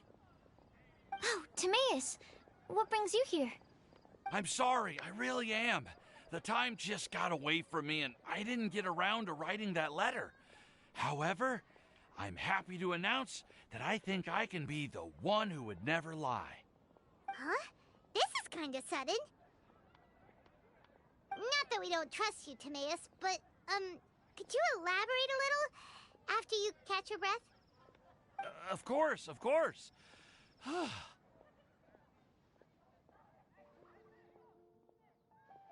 Do you still remember the time I, collaborated with a certain Miss Ying-R? Well, basically, she helped me out a lot with my research into potion making once, and, well, we've stayed in touch through letters ever since. Wait! So Ying-R is the girl from Lila that Sucrose mentioned earlier? We always assumed you were hard at work every time we saw you at the crafting bench. So you've just been writing letters to Ying-R the whole time? No, I mean, not all the time. I've done some work too. And anyway, our correspondence covers a lot of serious topics, like perfumes, potions, alchemy. Anyway, a few months ago, I made a vow to the heavens that I will be true to myself and never utter an insincere word until the day that I've managed to win Miss Ying-R's heart. So, at Star Snatch Cliff, you were picking Cecilia's as a gift for Ying-R? Well, that's right. The Cecilia flower is said to represent a once wayward heart, transformed by the power of love. I couldn't think of a better flower to give than that. I know full well that Miss Ying-R is far more knowledgeable than I in both the ways of the world and the ways of our craft, but I thought I should make the effort for once and put myself out there. Which brings me to the subject of the last few days and the Windbloom Festival. I thought it was time for me to invite Miss Ying-R to Mondstadt. But yesterday, Albedo told me that Sucrose has been working hard to help another girl achieve her dream. Huh? And when I went to take a look at our roster, I saw that she'd done my remaining work for me. I feel incredibly guilty. I've been spending all of my time in my own fantasy world while everyone else has been bending over backwards to help other people. How could I ever hope to be worthy of Miss Ying-R's love if I'm so selfish? Oh, Timaeus. And that's why I've decided to join you. But then what about Ying-R? Yeah. Haven't you been planning this for over a month now? You said you were gonna invite her to Mondstadt. Well, yes. I did mention in my letters that I'd like her to visit, which is why I just sent her another gift with my hand-picked wind blooms, along with a handwritten letter. I explained that a matter of great importance has presented itself, to which I must devote my full attention for the time being. As soon as it's resolved, I'll make haste to Liyue to pick her up in person. I made sure to package the gift and letter with the greatest care. All I can do now is hope that she'll understand. Point being, please know that I sincerely want to support you in this endeavor. Plus, I think I'm an honest person. As far as I recall, I don't think I've told a single lie in my life. Well, you certainly convinced Paimon with that speech. Don't worry, Timaeus. We won't let your determination go to waste. Thank you, Timaeus. Ah, thank you, everyone. I promise to do everything I can to help. Okay, so it looks like we found our one who would never lie. Great! Let's keep it up. On to the other three.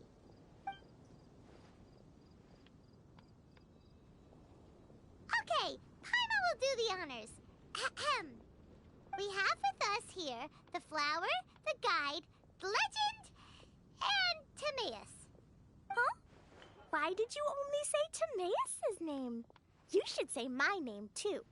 All right. We also have Klee. That's me! With Klee here, this all somehow feels like we're getting ready for a field trip. There's nothing wrong with a more relaxed atmosphere, is there? Of course. We will soon see if my hypothesis has any merit. Actually, I'm still feeling a little nervous.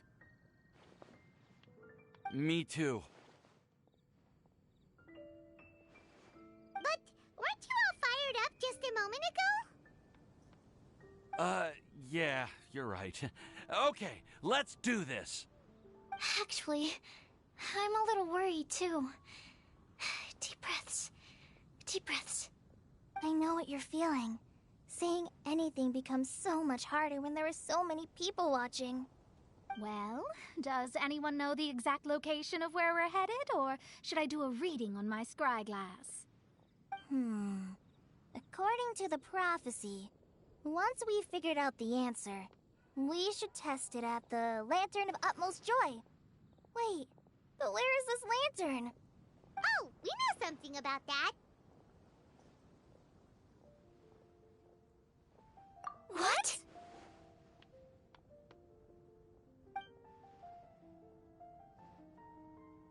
Wow, that's amazing. You really know how to do everything under the sun. Then we'll let you lead the way.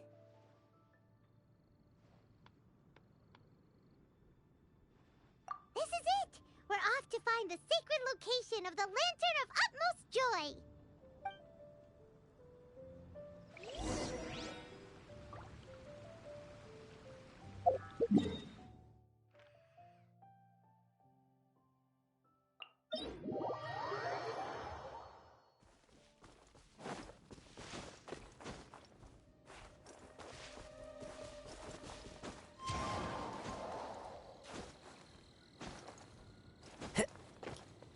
Time to go.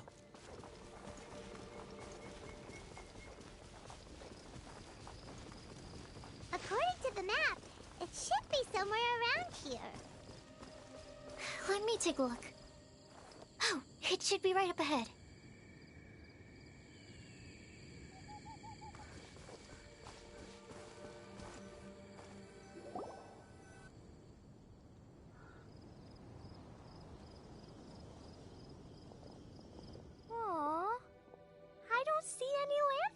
Here.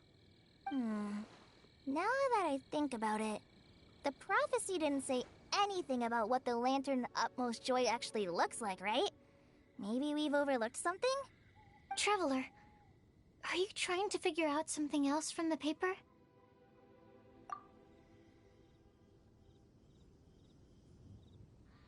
Paimon's reading too! Huh? It says to look up. But there's nothing above us! The wind didn't trick us, did it?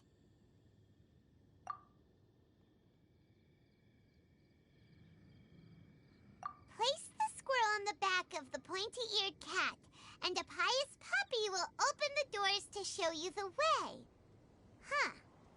Paimon read the whole thing out loud, but nothing's happening. Look! Look! The wind is blowing!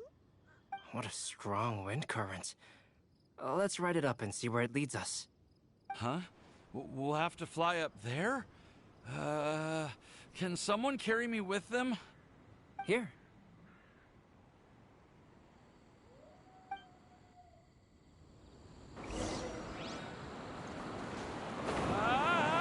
This is the first time I've ever flown like this!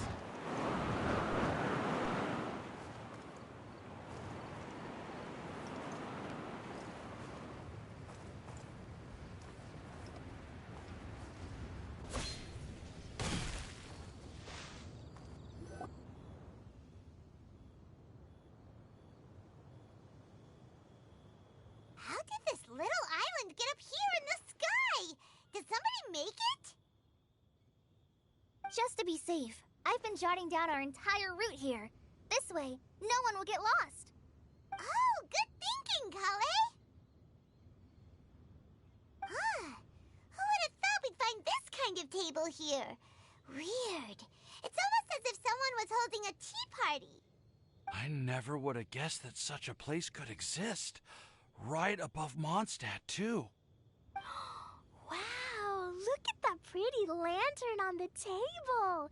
There's even a chair for each side of the lantern, too. There seems to be something on the back of this chair. Let me have a closer look. Take your seat, present your answers, and you shall reach enlightenment. Well, as far as instructions go, I guess that's simple enough. So we just need to do as it says, right? Wait a second. Huh? What is it, Albedo? We'd better make sure this place is safe before taking our seats. Everyone, please stay clear for a moment. Well, all our questions and doubts aside, the scenery here is pretty amazing. It'd be impossible to feel stressed here. How is everything, Albedo? Everything seems to be fine. I didn't find any traps or suspicious mechanisms, but I also couldn't find any overt destructive devices. Huh? What do you mean? Well, it seems that wrong answers won't have any catastrophic consequences. Looks like we'll have to sit on these chairs and fulfill the prophecy. Everyone, I would like to suggest that we try some risky answers on our first attempt. Let's reserve our most confident answers for the second round. That sounds kind of smart. But why? I get what he means. If we do as he says, then we may be able to figure out how the puzzle works. I see. That makes a lot of sense. Mona,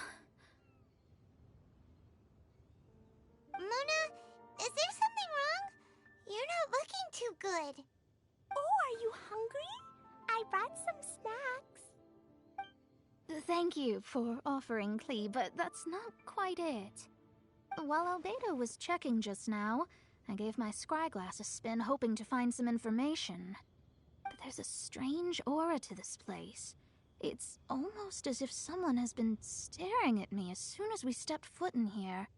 But if nothing here has actually been physically tampered with, then no. Could that person be?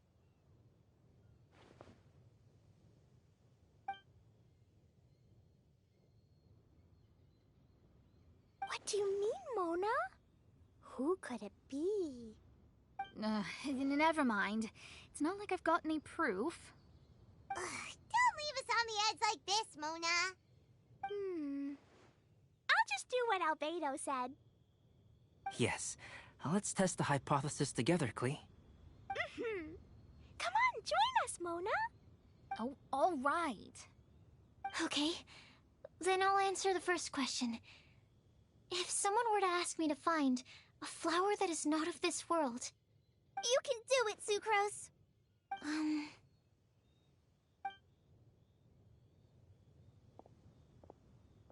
Then I would fetch a tetragenic sweet flower. Alright, I'm up next. My part of the prophecy is to find a guide who will never get lost. Kale, I hope you found your answer. My answer is that I will be that guide. For a long time, I have been guided by others. It's taken me a while, but I finally made it to where I am today. Although I still haven't made a name for myself, and I'm still quite immature, I would still like to put my name forward. Because I would like to become a guide that can help others. I want to help others the same way Amber, Master Tainari, Sino, and everyone else helped me. Now it's my turn to pass on the gift that I've been given. All right. It's up to me to answer the third part. I'll submit myself as one who would never lie.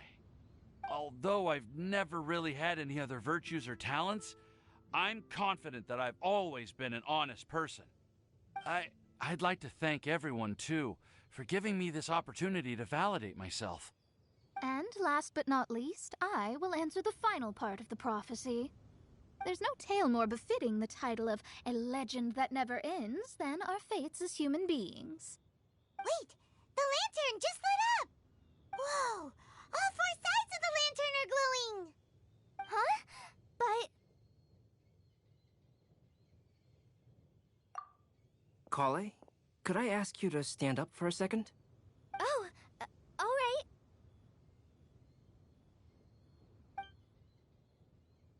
Huh? What's going on? Why is it lighting up regardless of who's sitting in the chair? Didn't it say we have to answer all the questions correctly? It's pretty clear now, isn't it? We've just proven that there is no right answer for this prophecy. No right answer? But how could that be?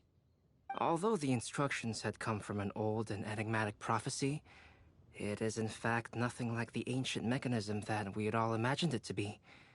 I believe the lantern only serves as a simple signal. And to think, I never expected you to actually find this place. What? There's someone else here? We meet again, traveler. Hey! You're that Outlander we met the other day at Good Hunter! It's all thanks to you that I was able to find this place. Good thing that you were too preoccupied with the prophecy to notice someone tailing you from the shadows. Oh, is that so? Then, why do I spy yet another person following in your shadow? Wait, really? There's no need for pleasantries. You should know I'm here for you. Is it just because I'm a visitor from abroad? I was there when you snuck your way into Marjorie's place. Huh. So you had your eyes on me even then, huh? That was 2 whole weeks ago, you know. It's hard not to notice you when I'm on duty every day. All right. In that case, I'll admit it. I was the person who slipped this prophecy into the storybook. Huh? But why? Then, does that mean this wasn't a real prophecy after all? Don't worry.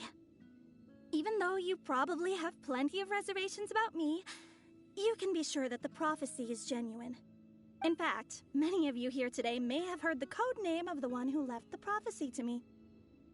She hailed from an ancient assembly of powerful women, each of whom used a single letter to signify themselves. Who would have guessed? It seems that power was indeed left behind by the old hag after all. Ah, so you're B's student. It's an honor to meet you.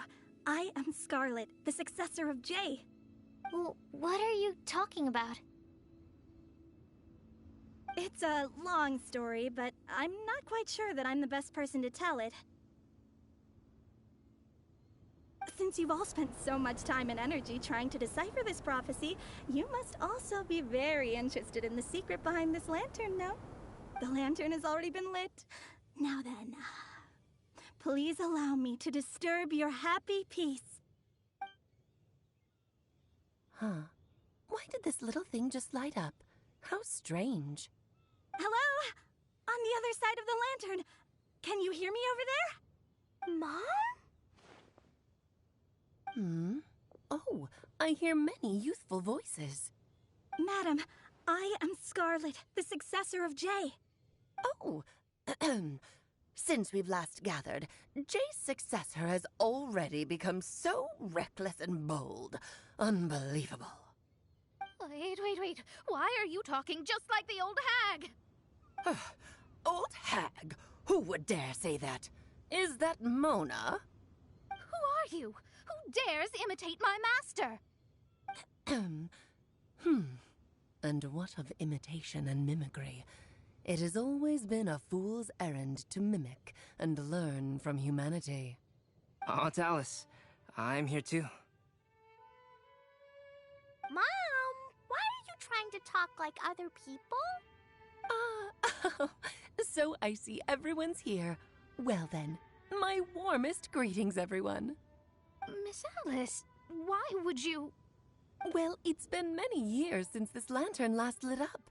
You can't blame me for thinking that one of the old friends from my youth may have decided to catch up again. Why she sounds so coy all of a sudden? And if I recall correctly, we left this lantern in the care of the Animo Archon Barbados. You must be commended for uncovering an artifact entrusted to the god of wind himself. Tell me, are you sitting around my beloved tea party table? It's a really long table. Oh, so you are. I suppose this means even the Animo Archon has granted you entry to this place. Was all of this Scarlet's doing? Wait. Paimon's completely lost now. So what was this assembly you were talking about earlier? Oh, Miss Alice, would it be all right to leave the explanation of that to you? Well, you should be rewarded for making it all the way up here and activating the lantern. Now then, let me tell you a long and ancient story. Ever heard of the Hexenzirkel? As the spooky name suggests, it's a secret society. Once upon a time, it even challenged the Animo Archon himself. But he replied, "Let us make music, not war, and resolve our conflicts through song." From then on, the mages would only ever convene in the woods, in the skies, or on the edges of cliffs. At these tea parties, they discussed their stories and secrets and resolved their differences, as the tea and cakes bore witness to their pledge never to fight amongst themselves. Yesterday, I snuffed out the life of my beloved. He had grown old and was extremely sick. He loved me dearly, so I took his fate in my hands and ended his pain. I'm raising a son. Of all the children I had, he's the only one left. But I suppose that still makes me a mother.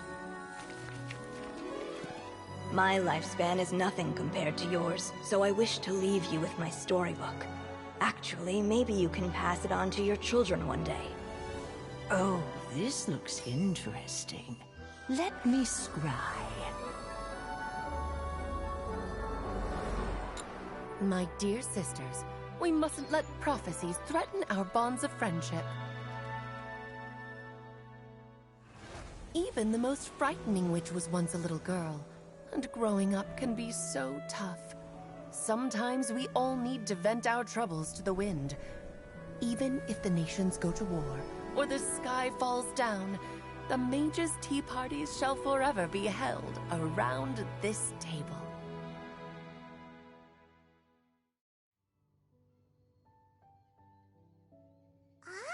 So this is where the legendary mages held their meetings. That's right. We often met here to chat and have tea.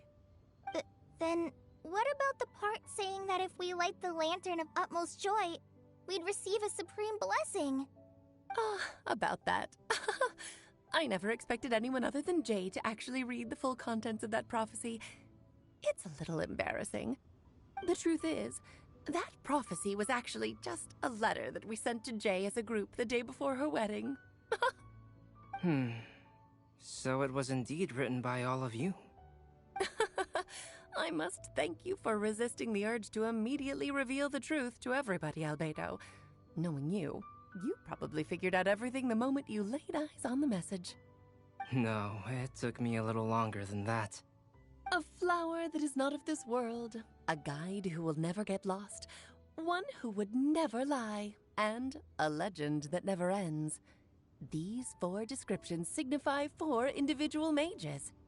When a member of the organization had to leave the group to spend the rest of her days with her beloved, the other mages would write down this prophecy and send it to her to invite her for a final get-together. A flower that is not of this world signifies, of course, flowers that do not naturally exist in this world. This is the signature of our full name, Rhindaughter, also known as Gold. If there's anyone in this world who could create a flower species that does not yet exist, it would be her. The guide who will never get lost is N, otherwise known as Nicole. You may not have encountered her yet, but she is a truly extraordinary woman who has made this world's direction and order her subject of study. Some of you may be fortunate enough to have already heard her voice. Like a prophetess, she will only speak to guide people toward the truth when a change has occurred in the world. She has a tendency to suddenly speak in someone's mind without any warning. If one day you would be unfortunate enough to run into a truly dangerous situation, she may use her voice to guide the way forward for you. Who would have guessed that there are so many mysterious women in this world, and that they would all know each other? The one who would never lie is me. I hope no one would take offense. It's just that I, Alice, or A for short, have always had a soft spot for those with sincerity and candor. As for a legend that never ends, you may not know M in person, but you've likely encountered one of her works. Have any of you ever read The Boar Princess? Huh? I'm pretty sure every child in Mondstadt has read that book. It's also one of my favorite stories. M was an exceptional human writer who used her prose to teach me the meaning of grief. Don't you think such a person would deserve a seat at the mage's table? Paimon's getting more and more lost. It may sound hard to believe, but I can attest to everything that Alice has said. Jay was also a mortal who aged and passed on, leaving her title to her students and followers. Alice, you've never acknowledged any of Jay's successors. It's now been centuries since the first of us took on her mantle. I've always wanted to meet you. Do you also want to become a mage? Title aside, I think I'm more interested in the meaning and purpose of the Hexen Circle. I used to think that the Hexen Circle was a group of women who could control the very fate of this world. But now, I've seen for myself that besides Jay, many other ordinary people were also among you. Do you think less of us now? No, not at all. My interest has been piqued, and I'm now even more drawn towards the idea of becoming a mage. You're right. I've never acknowledged any of Jay's successors, but you are different. You are much more fascinating than any of your predecessors. Oh, has someone finally piqued Aunt Alice's interest? Now is not a good time, Scarlet, but as soon as I am able, I will seek you out for a meeting. I want you to tell me all about Jay's married life back in her hometown. So the mage who received the prophecy letter from all of you was Jay? She left the Hexen Circle after getting married? Precisely. There was only one way the letter could have been interpreted. She would have known what we meant as soon as she saw the message. We were just asking one thing of her. Please come to see us again. Before you go and settle forever with your happiness, please come share some of it with your best friends and sisters. So, the Supreme Blessing actually meant... All journeys are fleeting and will eventually come to an end. What will give us the most fulfillment and happiness in the end are those who will greet us at our journey's destination. Dear child, I believe you can also understand what I am talking about. We women will always have many troubles and encounter pains and frustrations that will keep us up at night. But no matter how hard things may become, we will cross mountains and oceans to see our best friends again, regardless of how many years have passed or how far the distance may be. As long as we can be with our beloved friends, our hearts will be filled with joy. To us mages, that's what being supremely blessed is all about. Oh. I still don't get it, but I do know that all the mages are Mom's best friends. If you ask how I see it, the Hexen Circle is just a group of ladies that I spent my youth with. Anyway, I'll introduce some of the other members to you all later. I still have a few things to attend to, so this will have to do for today. Bye, Mom! Todoko says bye, too! Goodbye, darling, and farewell to all of our other friends as well. I'm sure we'll see each other again. Oh, now that I think of it, isn't it getting close to that time of year? Yes, it's Windbloom again, Alice. It's also a special anniversary date. I'm sure you still remember. Yes, I do remember now. It was on this day many, many years ago that Jay tied the knot. Ah, just in time for the Festival of Love and Freedom. Everyone, please enjoy this year's Windbloom Festival to the fullest.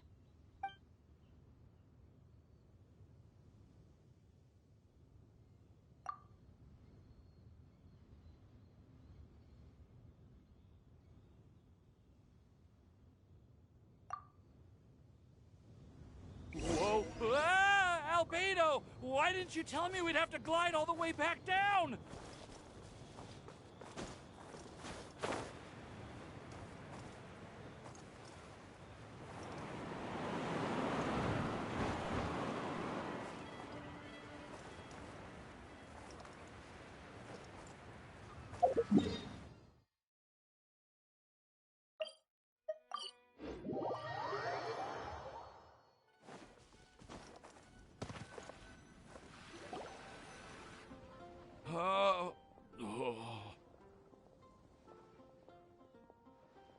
Are you okay, Timaeus? Maybe you'd feel better if you just, let it out. I'm fine, I'm fine. I'm just, a little glider sick, that's all. You may want to look into getting your own gliding license when you have the time. It might prove helpful to you. Okay. Sure thing. It sounds like you've still got something on your minds. Why don't you tell us? We're all happy to listen. It's nothing, really. It's just... Well, Alice's story was really interesting and romantic. I won't argue about that. But still, the whole thing wasn't quite what I was hoping for. Of course, I didn't actually expect the supreme blessing to be real, but... Don't say that. None of this was your fault, Timaeus. Honestly, it's more on me for having agreed to be the Windbloom Festival Special Ambassador. Had I not asked for everyone's help... If anything, it should be my fault for finding that prophecy. Oh, no. I didn't mean to blame the two of you either. I just feel like... this whole adventure didn't really end on a high note, and we also didn't really get anything out of it. But I'd say we still learned something new. Well, that aside, Timaeus, you still need to go to Liyue to apologize to Yinger, right? Do you want Kali and I to accompany you? Oh, Miss Yinger. Well, I mean, I just really don't want her to get mad at me. Now that I've come back to my senses, I really don't know what I should do. Hey, you three? You may want to look over there. Huh? Miss Yinger? Oh, so that's Miss Yinger? I've never met her before. Yep, that's her. And she actually came all the way to Mondstadt. I am so sorry, Miss Yingar, but how did you... I mean... Are you so happy just to see me? Of course I am. I'm so happy that, I don't, Sorry, I don't know what to say. I was ready to give you a harsh scolding, but now that I've seen you like this, I suppose I could let you off the hook this time. You said you couldn't come to pick me up because of a very important matter, right?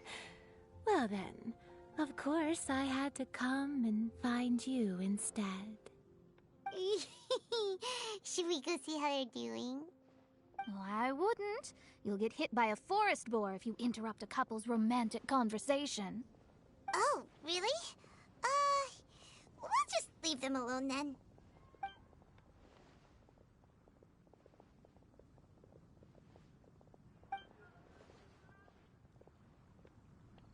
I am so glad to see Timaeus find his happiness. I have to say, I'm even more envious of you, Sucrose. You can be happy just to see others happy, and you gave me so much help without any expectations in return. Even though you said that we're very much alike, I still feel like you have a much bigger heart than I do. But if you say that, then I'd say I'm also nowhere near as brave or tenacious as you. I guess we have the same amount of positive qualities. They're just spread over different parts of our personalities. I've never visited Sumeru, or made many friends from outside of Mondstadt. I'm happy just to have met and become your friend. Maybe I'll get shy and flustered when I meet other people I don't know in the future. But that's okay too. Since we are so alike, you probably get what I'm trying to say. You just need to believe that all of your issues aren't really issues at all. But isn't it too late now for me to learn to accept myself? Well... Do you know anything about the blooming cycles of Cecilius? I may have read about that in a book before. That's a topic that my parents used to talk about back when they were still dating. Surprising, right? To think that people would talk about that while on a date. My mom brought it up at dinner one time last month. She called my dad the most boring man she knew, and said that he even turned up late to a date once, all with a smile on her face. But she also said that learning is just another part of life. It's never too late to start something, as long as you recognize that it's something good for you to do. Why don't you give it a try, Kale? Okay, I'll try my best. They're really having a great conversation. Paimon can't even find a moment to join in. I nearly forgot. This is for you. This texture... Are these seeds? Yep. I believe I mentioned my sweet flower research to you before. These are the seeds of the sweet flower cultivars that I've worked on. It's nothing too special, but they're the best cultivars that I've made. So, I really hope that you'll like them. They're super sweet and easy to grow and keep. I'm also submitting them as my windblooms for this year. I wish that the Animo Archon could also see how lovely they are. Thank you. I'll plant them in the Avidia forest and take good care of them. Kale, please take these notes with you. I've heard that you've been working hard on your studies, so I've prepared some study materials for you at Sucrose's request. Feel free to look through them whenever you can find the time. Mondstadt's doors will always remain open to you. Thank you so much. Really, I don't know what to say. I'm just really happy. Sucrose, now's your chance. Didn't you want to collect a breath of joy? You're right. I almost forgot. Kale, can you exhale once into this test tube? I will save this breath of joy and use it in my research. Oh, really? May I? Of course.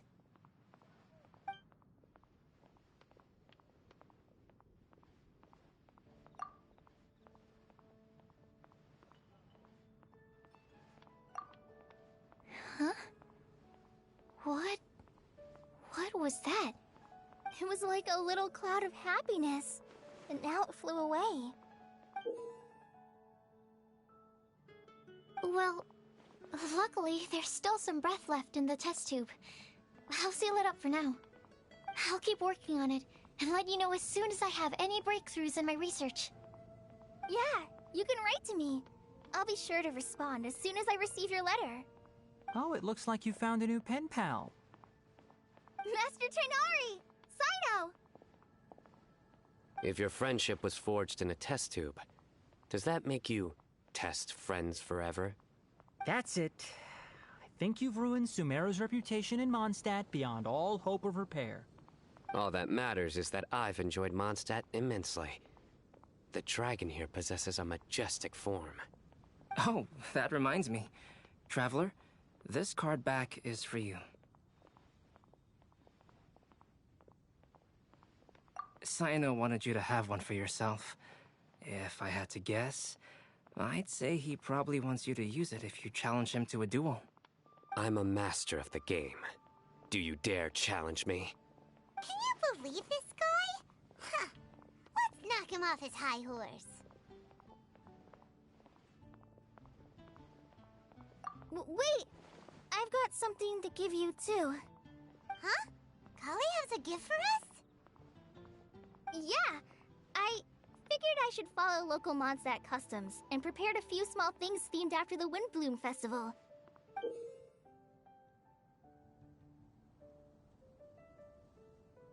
I made these bookmarks from Sumeru roses at the hotel. I want to give them to Amber, Master Tighnari, and Cyno. During Windbloom, Mondstadters offer flowers to the people most important to them.